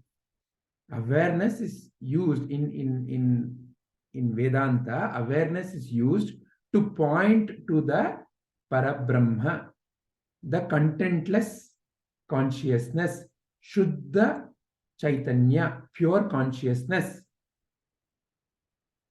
To bring the distinction between there is something that is by itself. That which is by itself, which has no modifications, which doesn't undergo any change, which is beyond any gunas, which is beyond any of the explanations, which is beyond itself this mind, to refer to that, to point to that, the word called awareness is used. Or pure consciousness is also pointed to that. Shuddha Chaitanya is pointed to that. Now, how does it manifest? It manifests as consciousness. And there are levels of consciousness. There is super conscious. Super conscious is aware of the whole. Then there is different levels of conscious, like you rightly pointed. There is Dhanava, only aware of the, only aware. See, because this word aware is used interchangeably. Only aware of the body, or only conscious of the body. Sir, how about the word existence? Can you also bring that into the picture? Existence is a very good pointer to, therefore, isness. Okay, because that's the one that translates to Sat, right? In Satchidananda. Correct. Correct. So now, if you go to Sat Chit Ananda, Sat is isness, is Sat. Chit. Chit requires consciousness.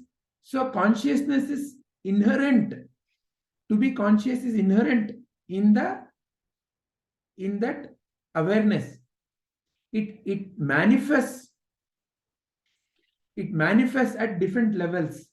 That isness, it manifests at different levels of consciousness. That isness only is manifesting as the Dhanava, isness only is manifesting as the Manava, isness only is manifesting as the Deva, isness only is manifesting as the ability to cognize the Parabrahma. But all of this is recognition. All of this is different levels of recognition. So for recognition, you need some kind of a medium of recognition. And the medium is mind.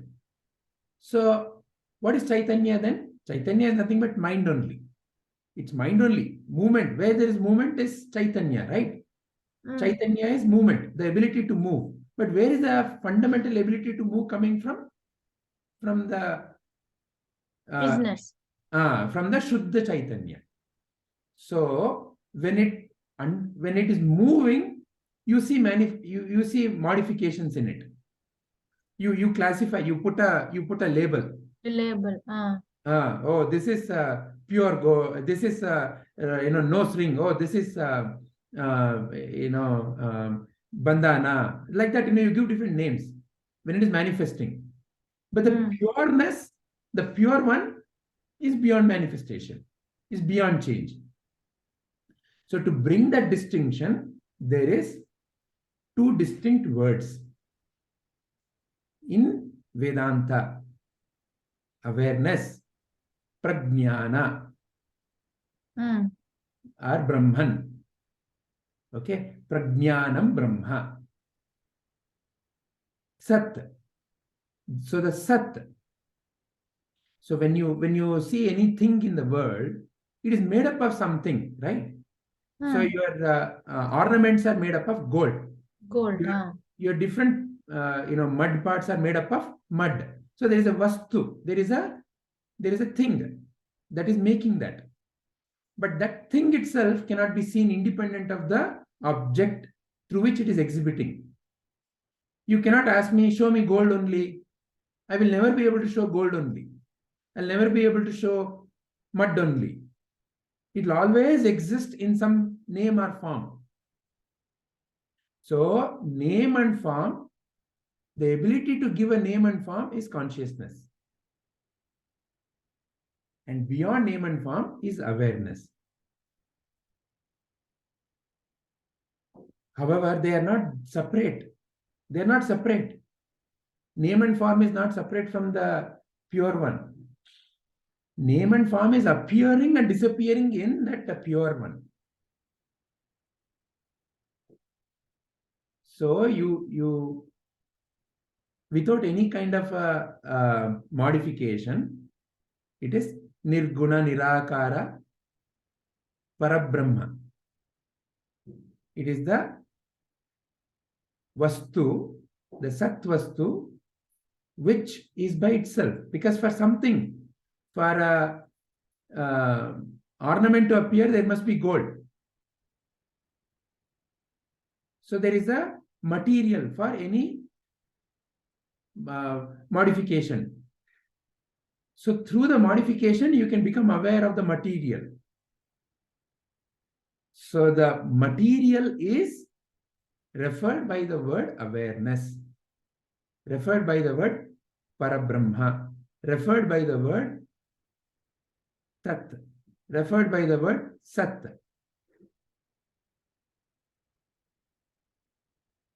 And then everything else is levels of consciousness. Therefore, pure consciousness refers to Parabrahma. Rest everything is levels of consciousness.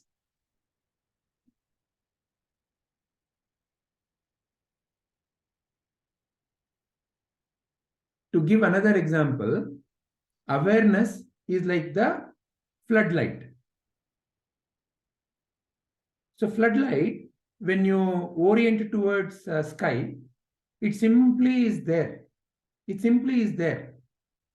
But now you want to focus on a particular, let's say, place. Then when you turn it and when you focus it,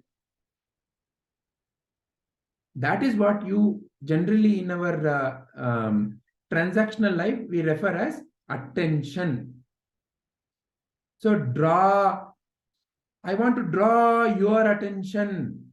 Look at the beauty of that sentence. I want to draw your attention.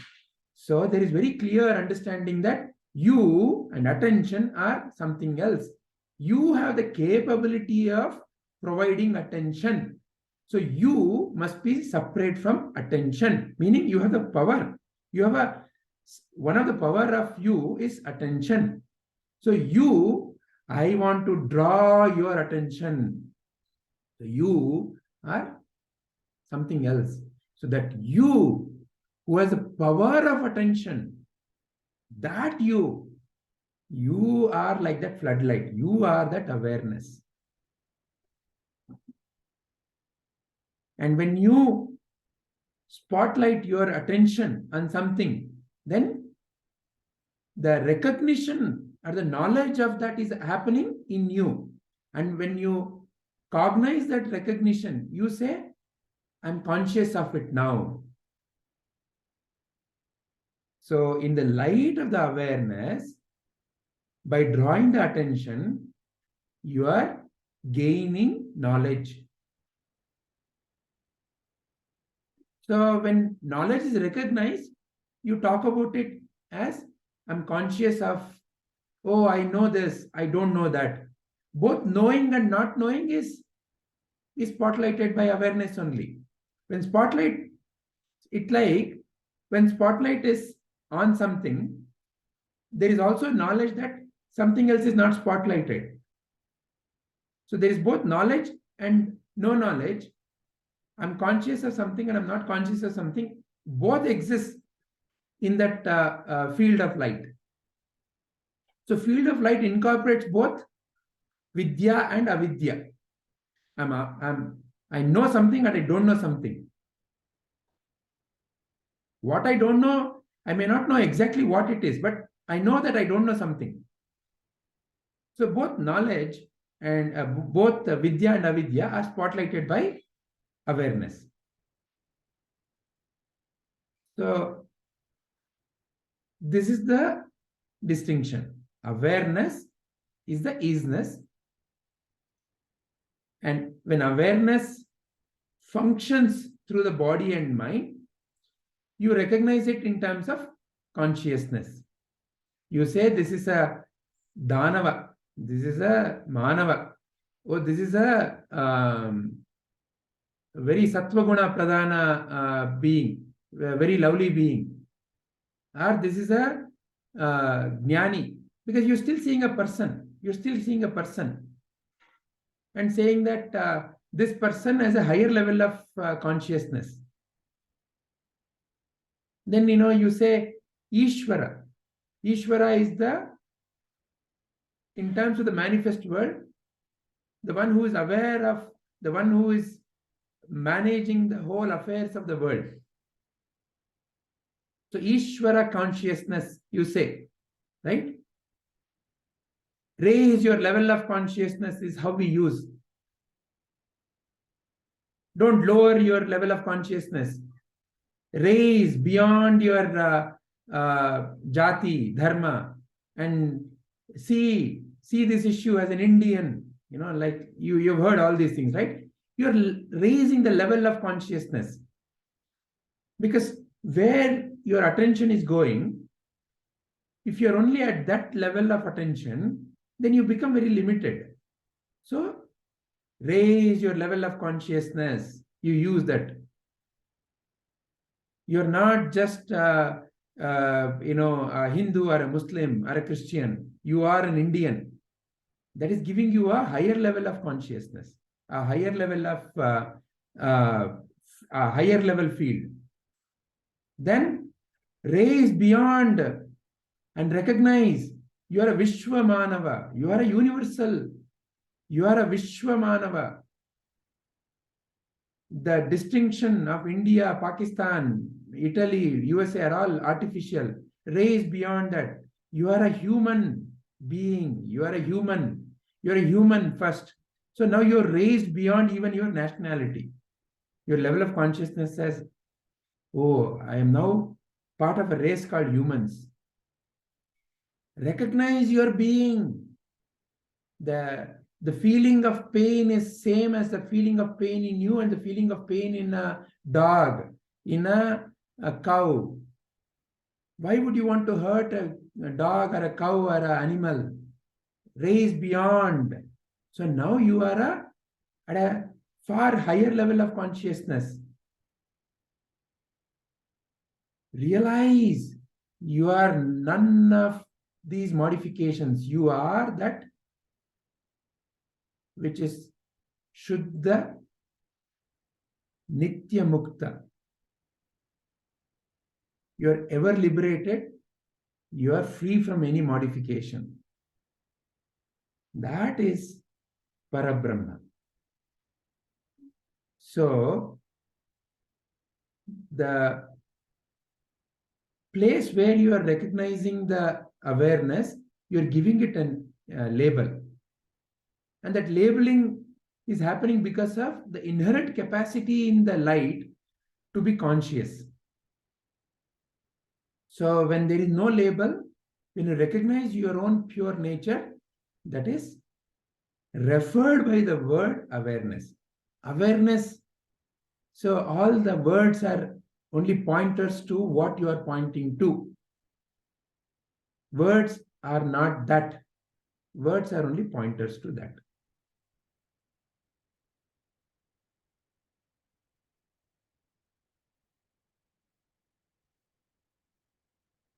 Padmaji, is this bringing clarity? Yeah, yes, sir.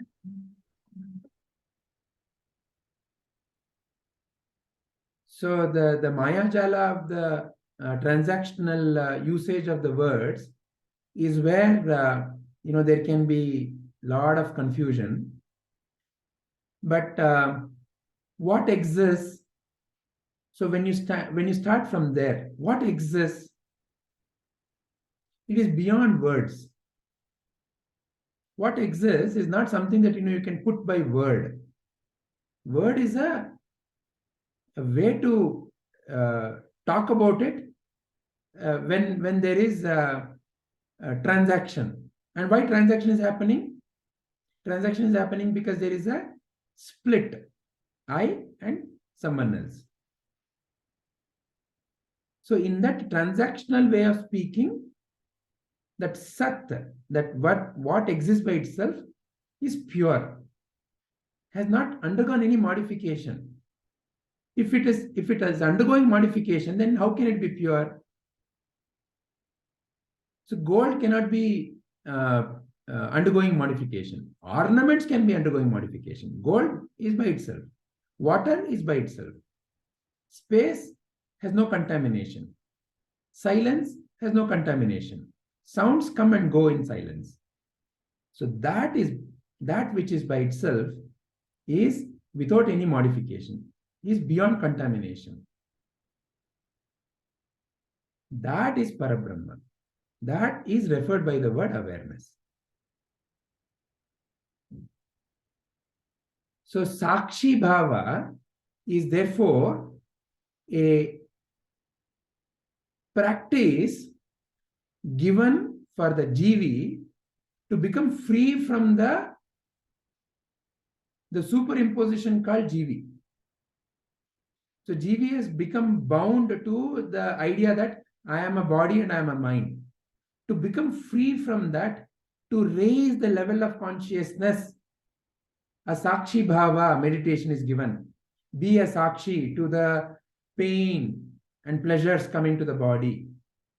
Be a Sakshi to the thoughts that are raising and going in the mind. Be a Sakshi, be a Sakshi. So there is somebody who is being a Sakshi. Who is that?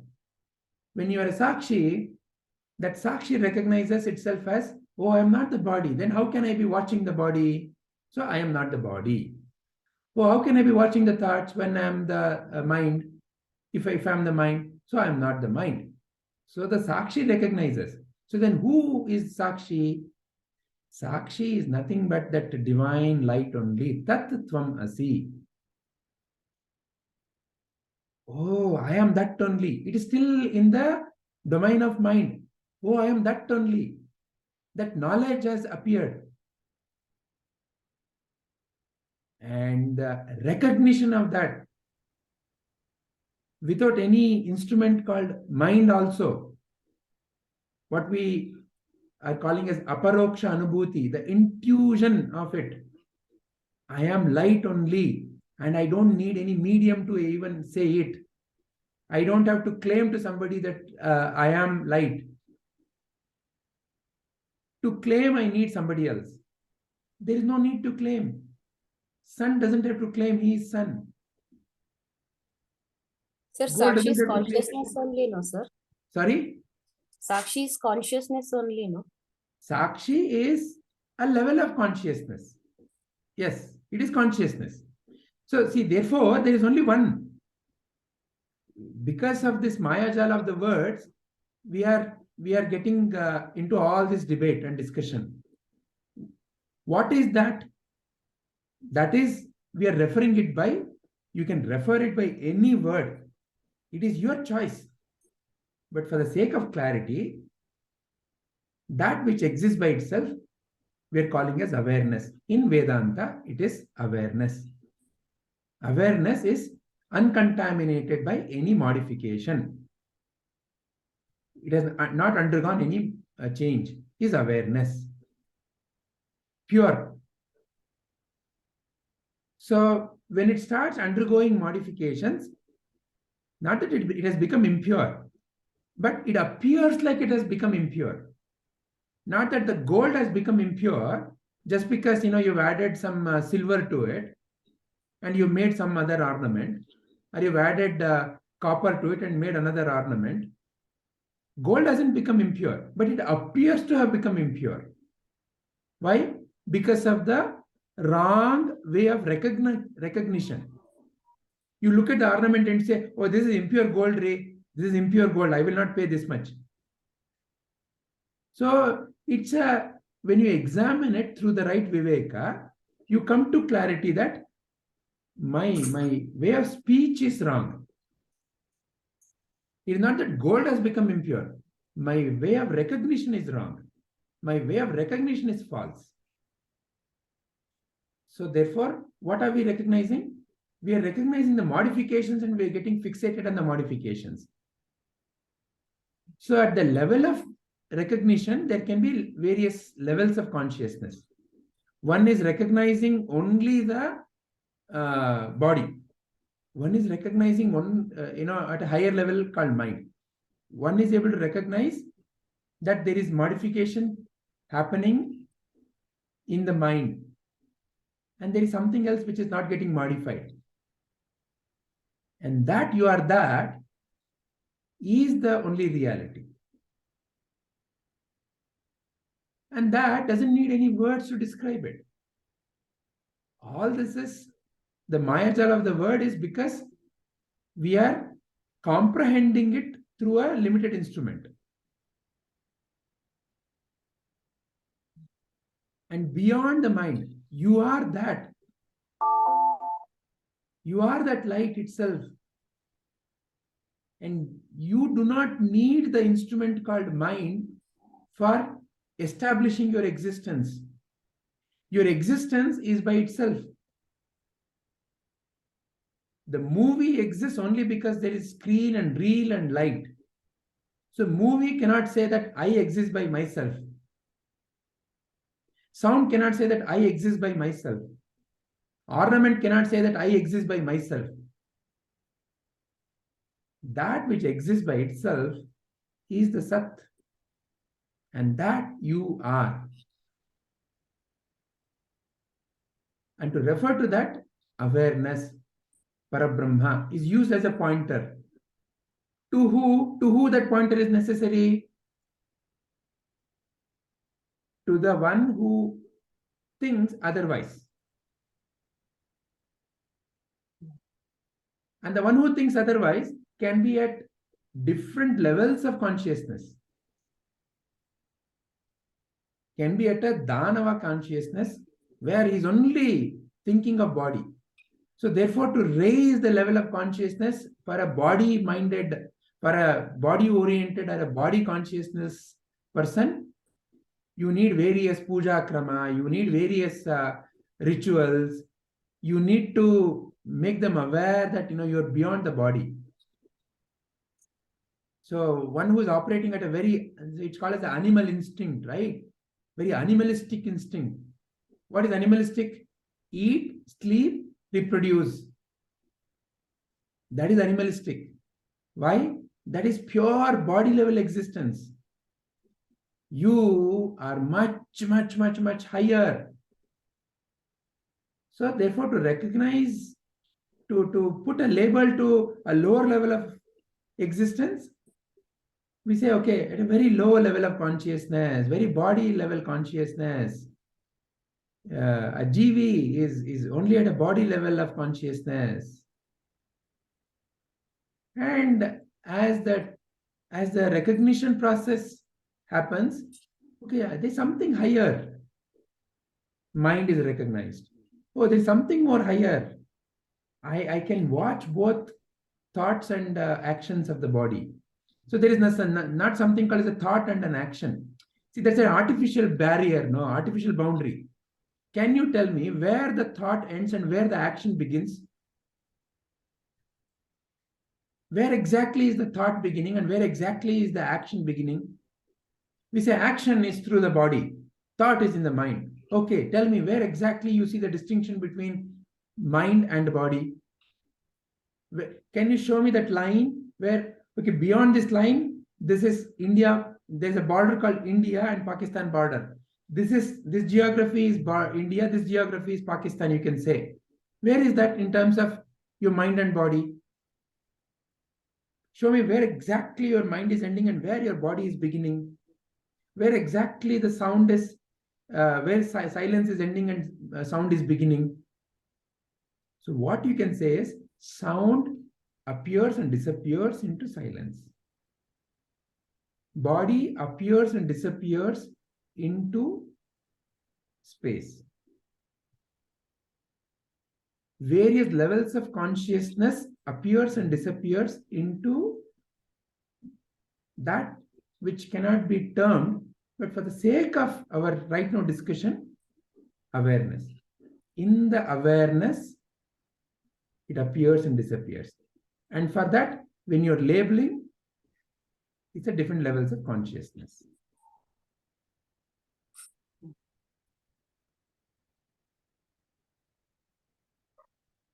Does that bring clarity, Rupaji? Yes, sir. Deepaji, are you still there? Yes, sir. Is this bringing clarity? Yeah, awareness and consciousness actually mean the same, and awareness, it is just a word to refer consciousness. To refer to uncontaminated, but in terms of usage, right? Uncontaminated, pure consciousness. Okay. See, that is very important. Gold is uncontaminated, whereas ornament is a modification of gold through some contamination. Yeah. Sir, can we say that awareness is just ease and consciousness is the ability, its ability? Exactly. That's why Sat and Chit. Chit is the consciousness. See, that's why you see the order Sat, Chit. Chit is conscious. Consciousness is also an inherent capacity, inherent. See, the limitation of the language is what is coming forth in our discussion. I cannot separate consciousness from the easiness, but I can become aware of its aware of it only when it manifests, right? See, I cannot see gold by itself, but when it's presented as ornament, oh wow, gold. I cannot be aware of silence by itself. When sound comes and goes, oh, silence. So sound is not separate from silence. That sound already exists in that silence. But when it appeared, I could sense sound. But what is happening as an ignorance is, what is avidya? Is fixation to sound. So that's a lower level of consciousness. Sound, silence, all are there at the same time. Is the totality. That's a higher level of consciousness.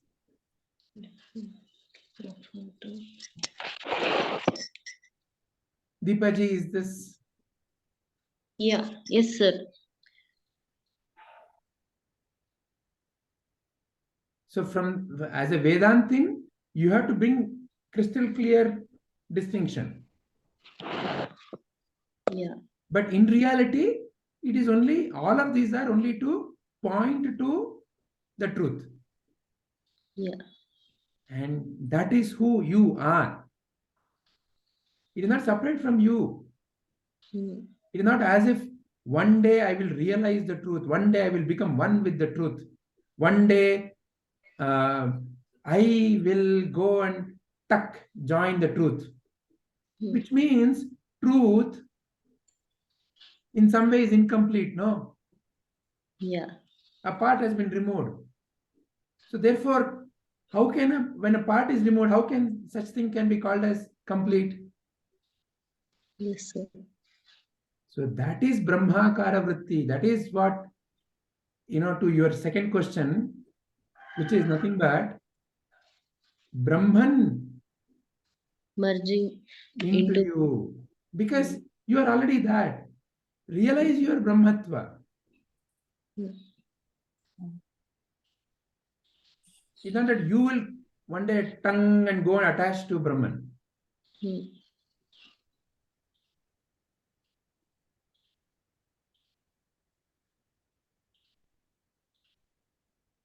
Sir, Prabhuji has given the example of fruit. Like when we say I want to eat the fruit, I is a subject and fruit is an object. When I eat it, the object becomes the subject. but still there will be some dissatisfaction in me. I may want to eat more. So the subject here is never satisfied. So me merging into Brahman, I remain dissatisfied. That's the reason Brahman actually has to merge in me. No, because So that I who is eating the fruit, yeah, never existed in the first place. okay. See, what does existence means? What does easiness means? Something that is, right? Yeah. Look a little carefully. Mm. Which part of your body exists? If some part of your body exists, then it must be true, right? You must be able to hold on to it all the time, right? Yeah. Let's take a simple example. You're standing at a bus stand. Somebody comes and asks, has number 10B gone? When can you answer 10B has gone? Only when you've been there and you've seen 10B go past, right? Yeah. So, which means the change in the body, you're able to notice. So then, how can you say that I'm able to notice the change in the body? Only if you're there, right? Yes. So, as a body, it never existed. It's continuously modifying. It never existed. It is never permanent in that sense. Existence, we have to understand very clearly. It means that it never is permanent. It is a continuously shifting thing. Yes. Now, like that mind is also, it never existed. So it is in the mind that you have a imaginary I. I, Deepa, who is born and who is this age, who has these kinds of likes and dislikes. So all this is where does it have a existence by itself? No. Does it have an independent existence by itself? No. All of that are made up, and they all are stored in something called memory. A part of memory you get connected to, and you say, when you're eating the fruit, I loved this fruit when I was a little child. So somewhere you're getting connected to that little child in the Deepa and you're enjoying, or whatever. You know, when you enjoy something, you become some part of your memory and then you are enjoying. That is what is called as avidya. So that I never existed in the first place. It appears to have existed. And that's the wonderful, beautiful magic of life, which causes all this confusion. Where there was no snake, on the rope, there is a superimposition of a snake. That is the avidya. So what exists?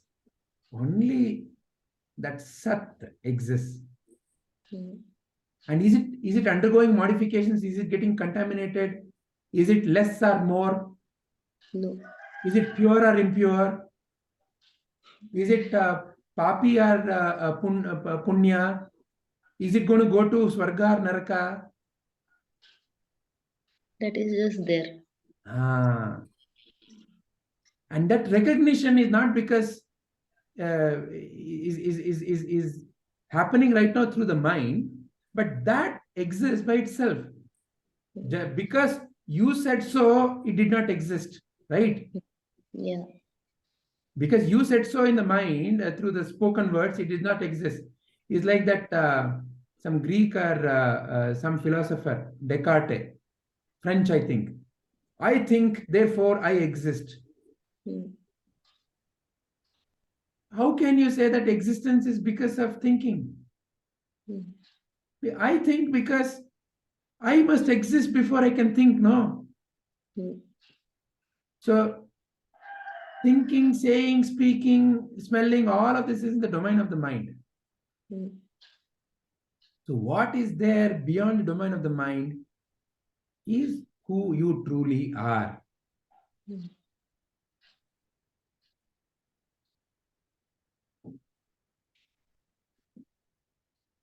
And that true you, which is beyond modification, is referred by the word awareness. You can even refer it by the word consciousness. As long as you're clear of this way of usage in the transactional world. So therefore, we add an adjective called pure consciousness. Pure consciousness, Shuddha Chaitanya, awareness, one and the same. Para Brahma, Para Shiva, Para Shakti, all are one and the same.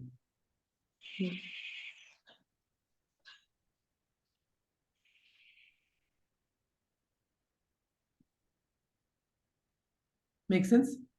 Yeah. All right. So we had a wonderful 3-hour movie. 2.5 hour movie.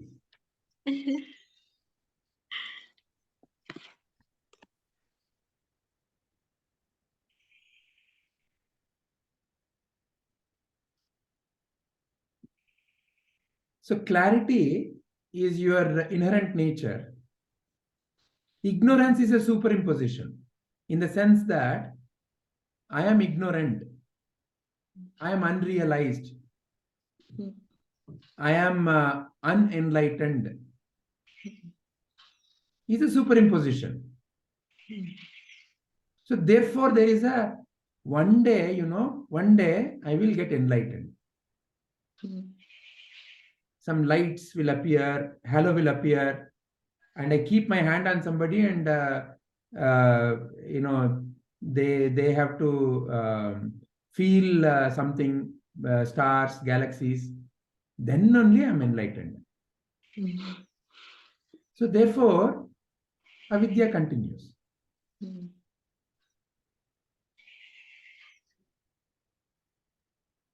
Because it has become an event. What? Enlightenment has become an event. It's something, it's like a marriage ceremony, like a birthday ceremony. There's an enlightenment ceremony. So it has become an event in my mind. So therefore, that avidya continues. Enlightenment is not an event. Enlightenment is a simple recognition of your true nature. You have never been anything else.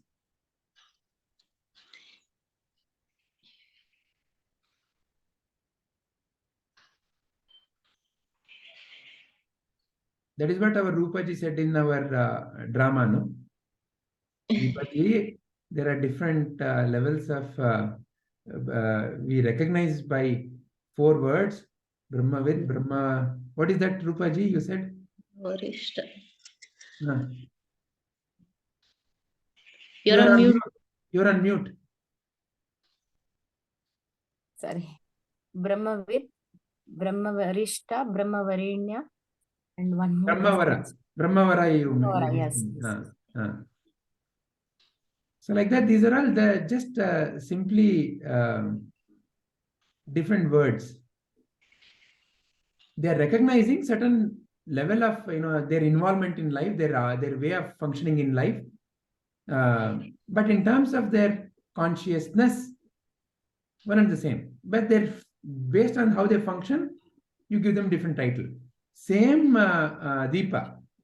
With the daughter, she's a mother. Same Deepa. With husband, is a wife. Has Deepa changed? No, Deepa has not changed. But the way she functions is different. Yeah. Sir, actually, there was a Vagjyoti session is held yesterday. And the topic Megha chose was how does Bhagavad Gita help us? She had to speak on that. Yeah. She actually used all the things that were mentioned in the skit itself. Excellent. Very nice. And how did it go?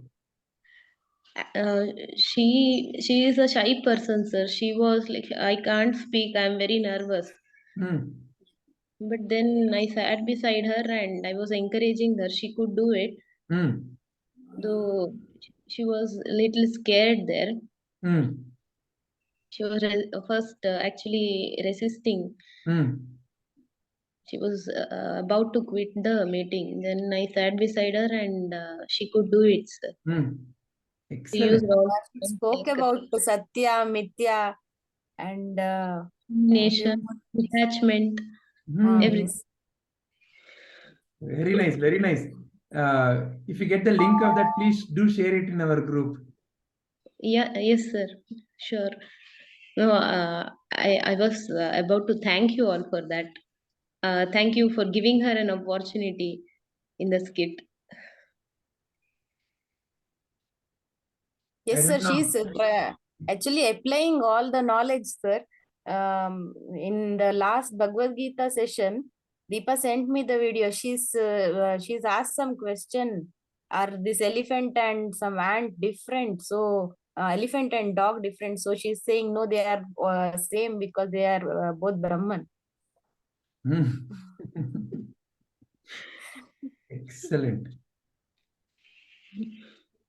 Sir, one more thing. Yeah. Last time there was a debate session held. But when it comes to participation, she would do well at home when she practices it with me. But when it comes to the sessions being held, she very nervous. She quit the meeting and she was saying later that I can't do it. I'll feel shy. And what if they laugh at me? All such things would come into her mind. Should I encourage in this or let her be the way she is? What do you feel? Or what do you think should be done? We were never guided by anyone, sir, because our parents themselves were not able to do it. So I have a deep desire in me that she has to do it, sir. So I encourage her. But still, sometimes I feel, why should I do it? Why should I force her when she's not comfortable with it? So there's a confusion. Okay. So is fear natural or unnatural? As a child, when she was in her kindergarten, she was okay. But I think I made a mistake in her, pointing out her mistake so much and making her aware that she would speak whatever comes to her heart, sir. But here, the people are not like that. They would come and they'll tease even the children here. So I was very protective about her, and I was like, if you speak like this, then they'll laugh at you. You can't speak like this. So maybe that has made a great impact in her mind. And whenever she speaks in front of others, she feels shy. But once she gets used to those people, she'll speak her heart out. No, that is not the question. That is not the question. The question is fear natural or unnatural? What you explained is how that fear has come into her. Yeah. But my question is fear natural or unnatural? Fear. What does natural mean? What does natural mean? That which comes by itself, right? Yeah. So it is natural. But as babies, I think they won't have any kind of fear, isn't it? So what is the cause of the fear? That something. For example, you have something else, no, apart from you. Yeah. Now, do you have a fear of your finger coming and poking your eye? Yeah. Do you have a fear of your finger just coming and poking your eye? That won't happen, no, sir. That won't happen. So, do you have a fear of your finger coming and poking your eye? No. No. You feel quite natural, quite accepting of it as is, right? Yeah. So now tell me, if there is a sense of fear about someone or about something, is it something that you should let it continue? Or you should take some steps to help come out of that? Yes, sir. I should take some steps to help her come out of it. Excellent. Just that it doesn't have to be forceful. Of course, it has to be see, a flower cannot bloom by you pulling the flower. Bloom, bloom, bloom, bloom. You have to nurture. The only thing you can do is nurture. Give sunlight, give water, give manure, do whatever, and continue to be. And naturally the flower will bloom.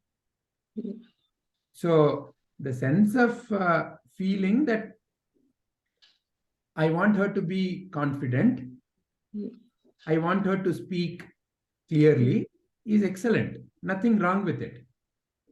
Okay. But I don't necessarily have to force it upon the child.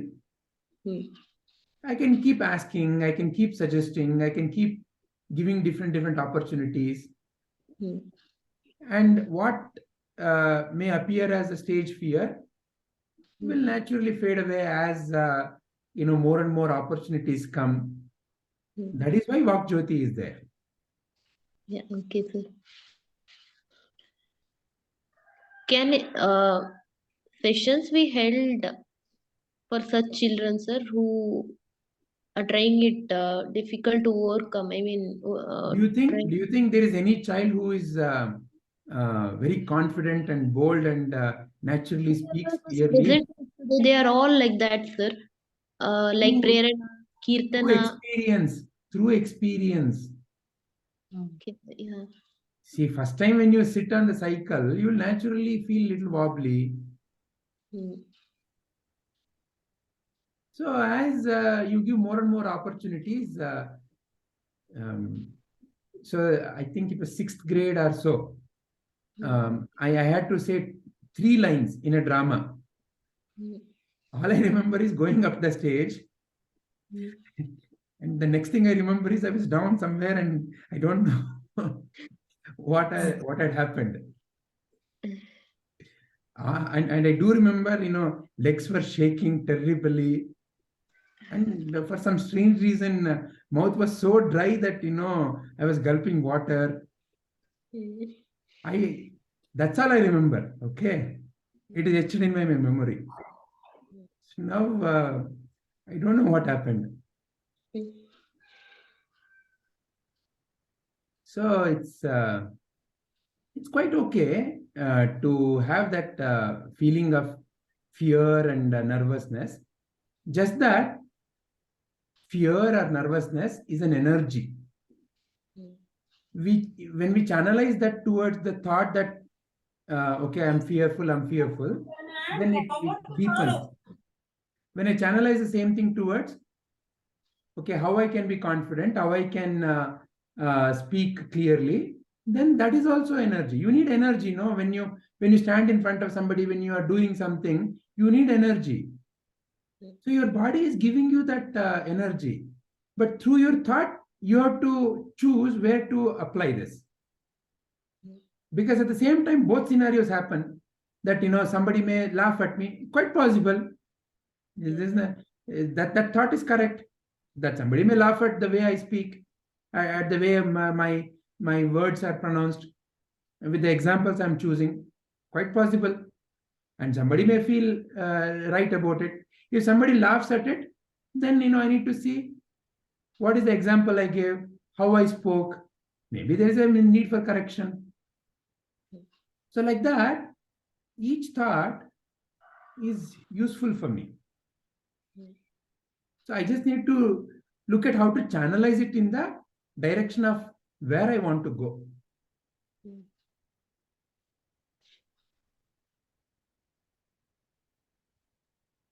Okay, va? Yes, sir. Sir, lastly, yeah. Vak Jyoti sessions are conducted monthly. Yeah. Can any weekly sessions be held wherein such children will be encouraged and motivated? That you can definitely discuss with which group she is in and who is the Vak Jyoti coordinator there. I don't remember the person's name, sir. So find out who is the coordinator. See, just like, see, for example, can we do this Satyalata AVSC ji is session the and- coordinator, sir. Who is that? Satyalata ji. Yes. So reach out either to her or to, I think, Gayatri ji and find out Okay. whether, the frequency can be modified. Okay. Because, it depends upon the time and availability of the children and the coordinators and so on and so forth. So many factors. Yeah. Sir, Satyalata ji, our Satya ji, our Vedanta Satya ji. Yes. Our Vedanta Satya only. In Vedanta Satya only is there. Everything else is Mithya. No, there is also one Satyavati ji. No, they are both are different, right? You're right. Yeah, that's why I was just checking. Yeah. So this is Satyalata ji. So you can reach out to them, Deepa ji, and find out. Okay. Depending upon their time and availability and the children, you can. Yeah. I would suggest Deepa ji, you put her in couple of other I-lead activities also. That way she gets more confidence in this and come up well. Because there are other couple of I-lead activities also. Yeah, Shubha ji, she's into young scientists and then Yeah. Those exposure will automatically give her more confidence, and she will be able to talk. One more thing, Deepa ji. If she likes speaking about it, every Saturday around 3 to 4:30, there are some teenage eye leaders. Okay. With whom they are presenting. So what I do is I give them a Bhagavad Gita shloka out of the 126. They come prepared, they present, and I simply have fun by asking questions. So okay. It's every Saturday, is it, sir? Saturday 3 to 4:30. Okay. Yeah. Okay, sir. Actually, she used to attend your Bhagavad Gita classes earlier, but she used to start with Ramakrishna. And they won't be knowing what are they, I mean, what were you explaining them? They would just answer whatever comes to their mind. That's okay. So I just took her out of it. I stopped. I mean, I felt like No. There is no wrong answer or a wrong question at all. And she used to waste your time by asking stupid questions, sir. There are no stupid questions at all. There can be a stupid answer, but there cannot be a stupid question at all.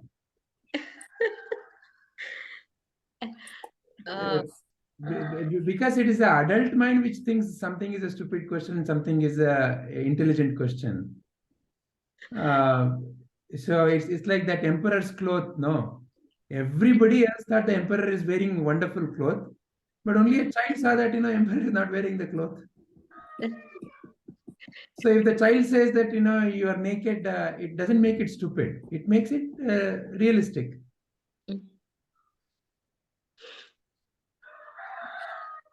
So yeah, so we adults tend to have our own opinions. So therefore we judge it by that opinion.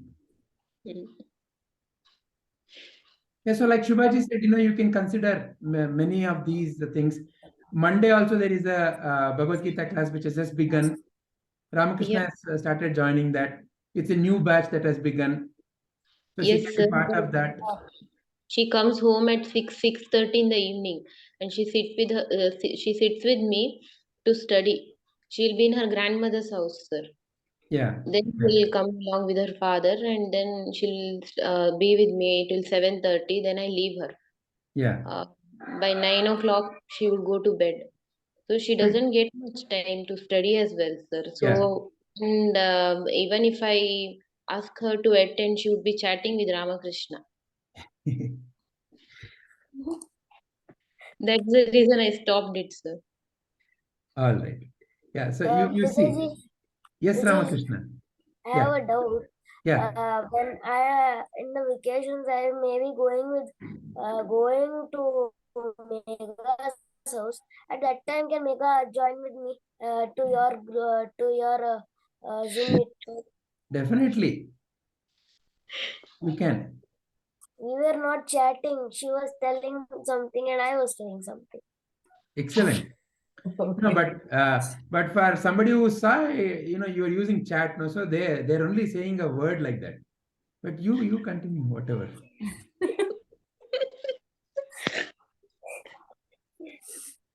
All right. Yeah. Shall we end? Yes, sir. Deepaji, you are guiding us in the prayer. Yes, sir. Om Asato Ma Sadgamaya Tamaso Ma Jyotirgamaya Mrityorma Amratam Gamaya. Om Shanti Shanti Shanti. Om, lead me from untruth, ignorance to truth, darkness to light, impermanence, death to permanence, immortality. Om Purnamada Purnamidham Purnat Purnamudachyate Purnasya Purnamadaya Purnamevavashishyate. Om Shanti Shanti Shanti. Om, that is complete. This is complete. When completeness is removed from completeness, what remains is complete. When completeness is added to completeness, totality remains complete. Om, peace, peace, peace.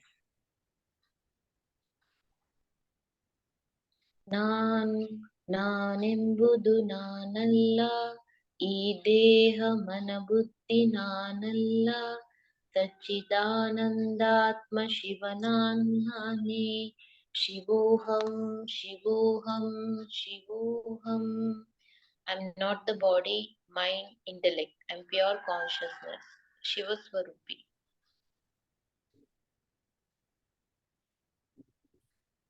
Atmadarshanam, Brahmadarshanam, Brahmadarshanam, Satyadarshanam.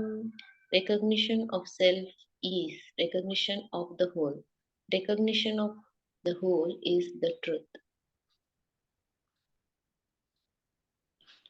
Om Trayambakam Yajamahe Sugandhim Pushtivardhanam Urvarukmiva Bandhanat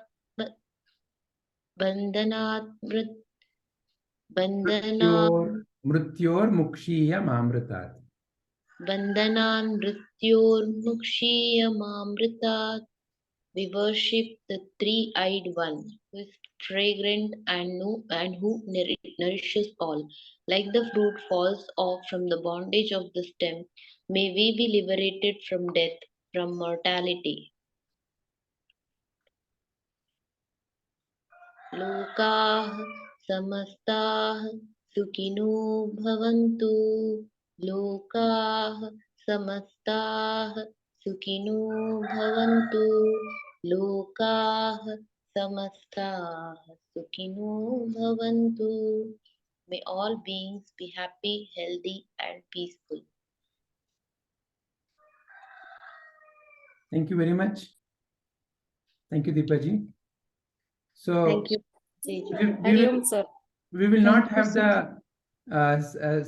session on next Sunday because it is the day after Shivratri. So we will resume the week after. Okay, sir. Okay, sir. Yeah. Hari Om, sir. Thank you. Thank you, everyone. Thank you, everyone. Hari Om.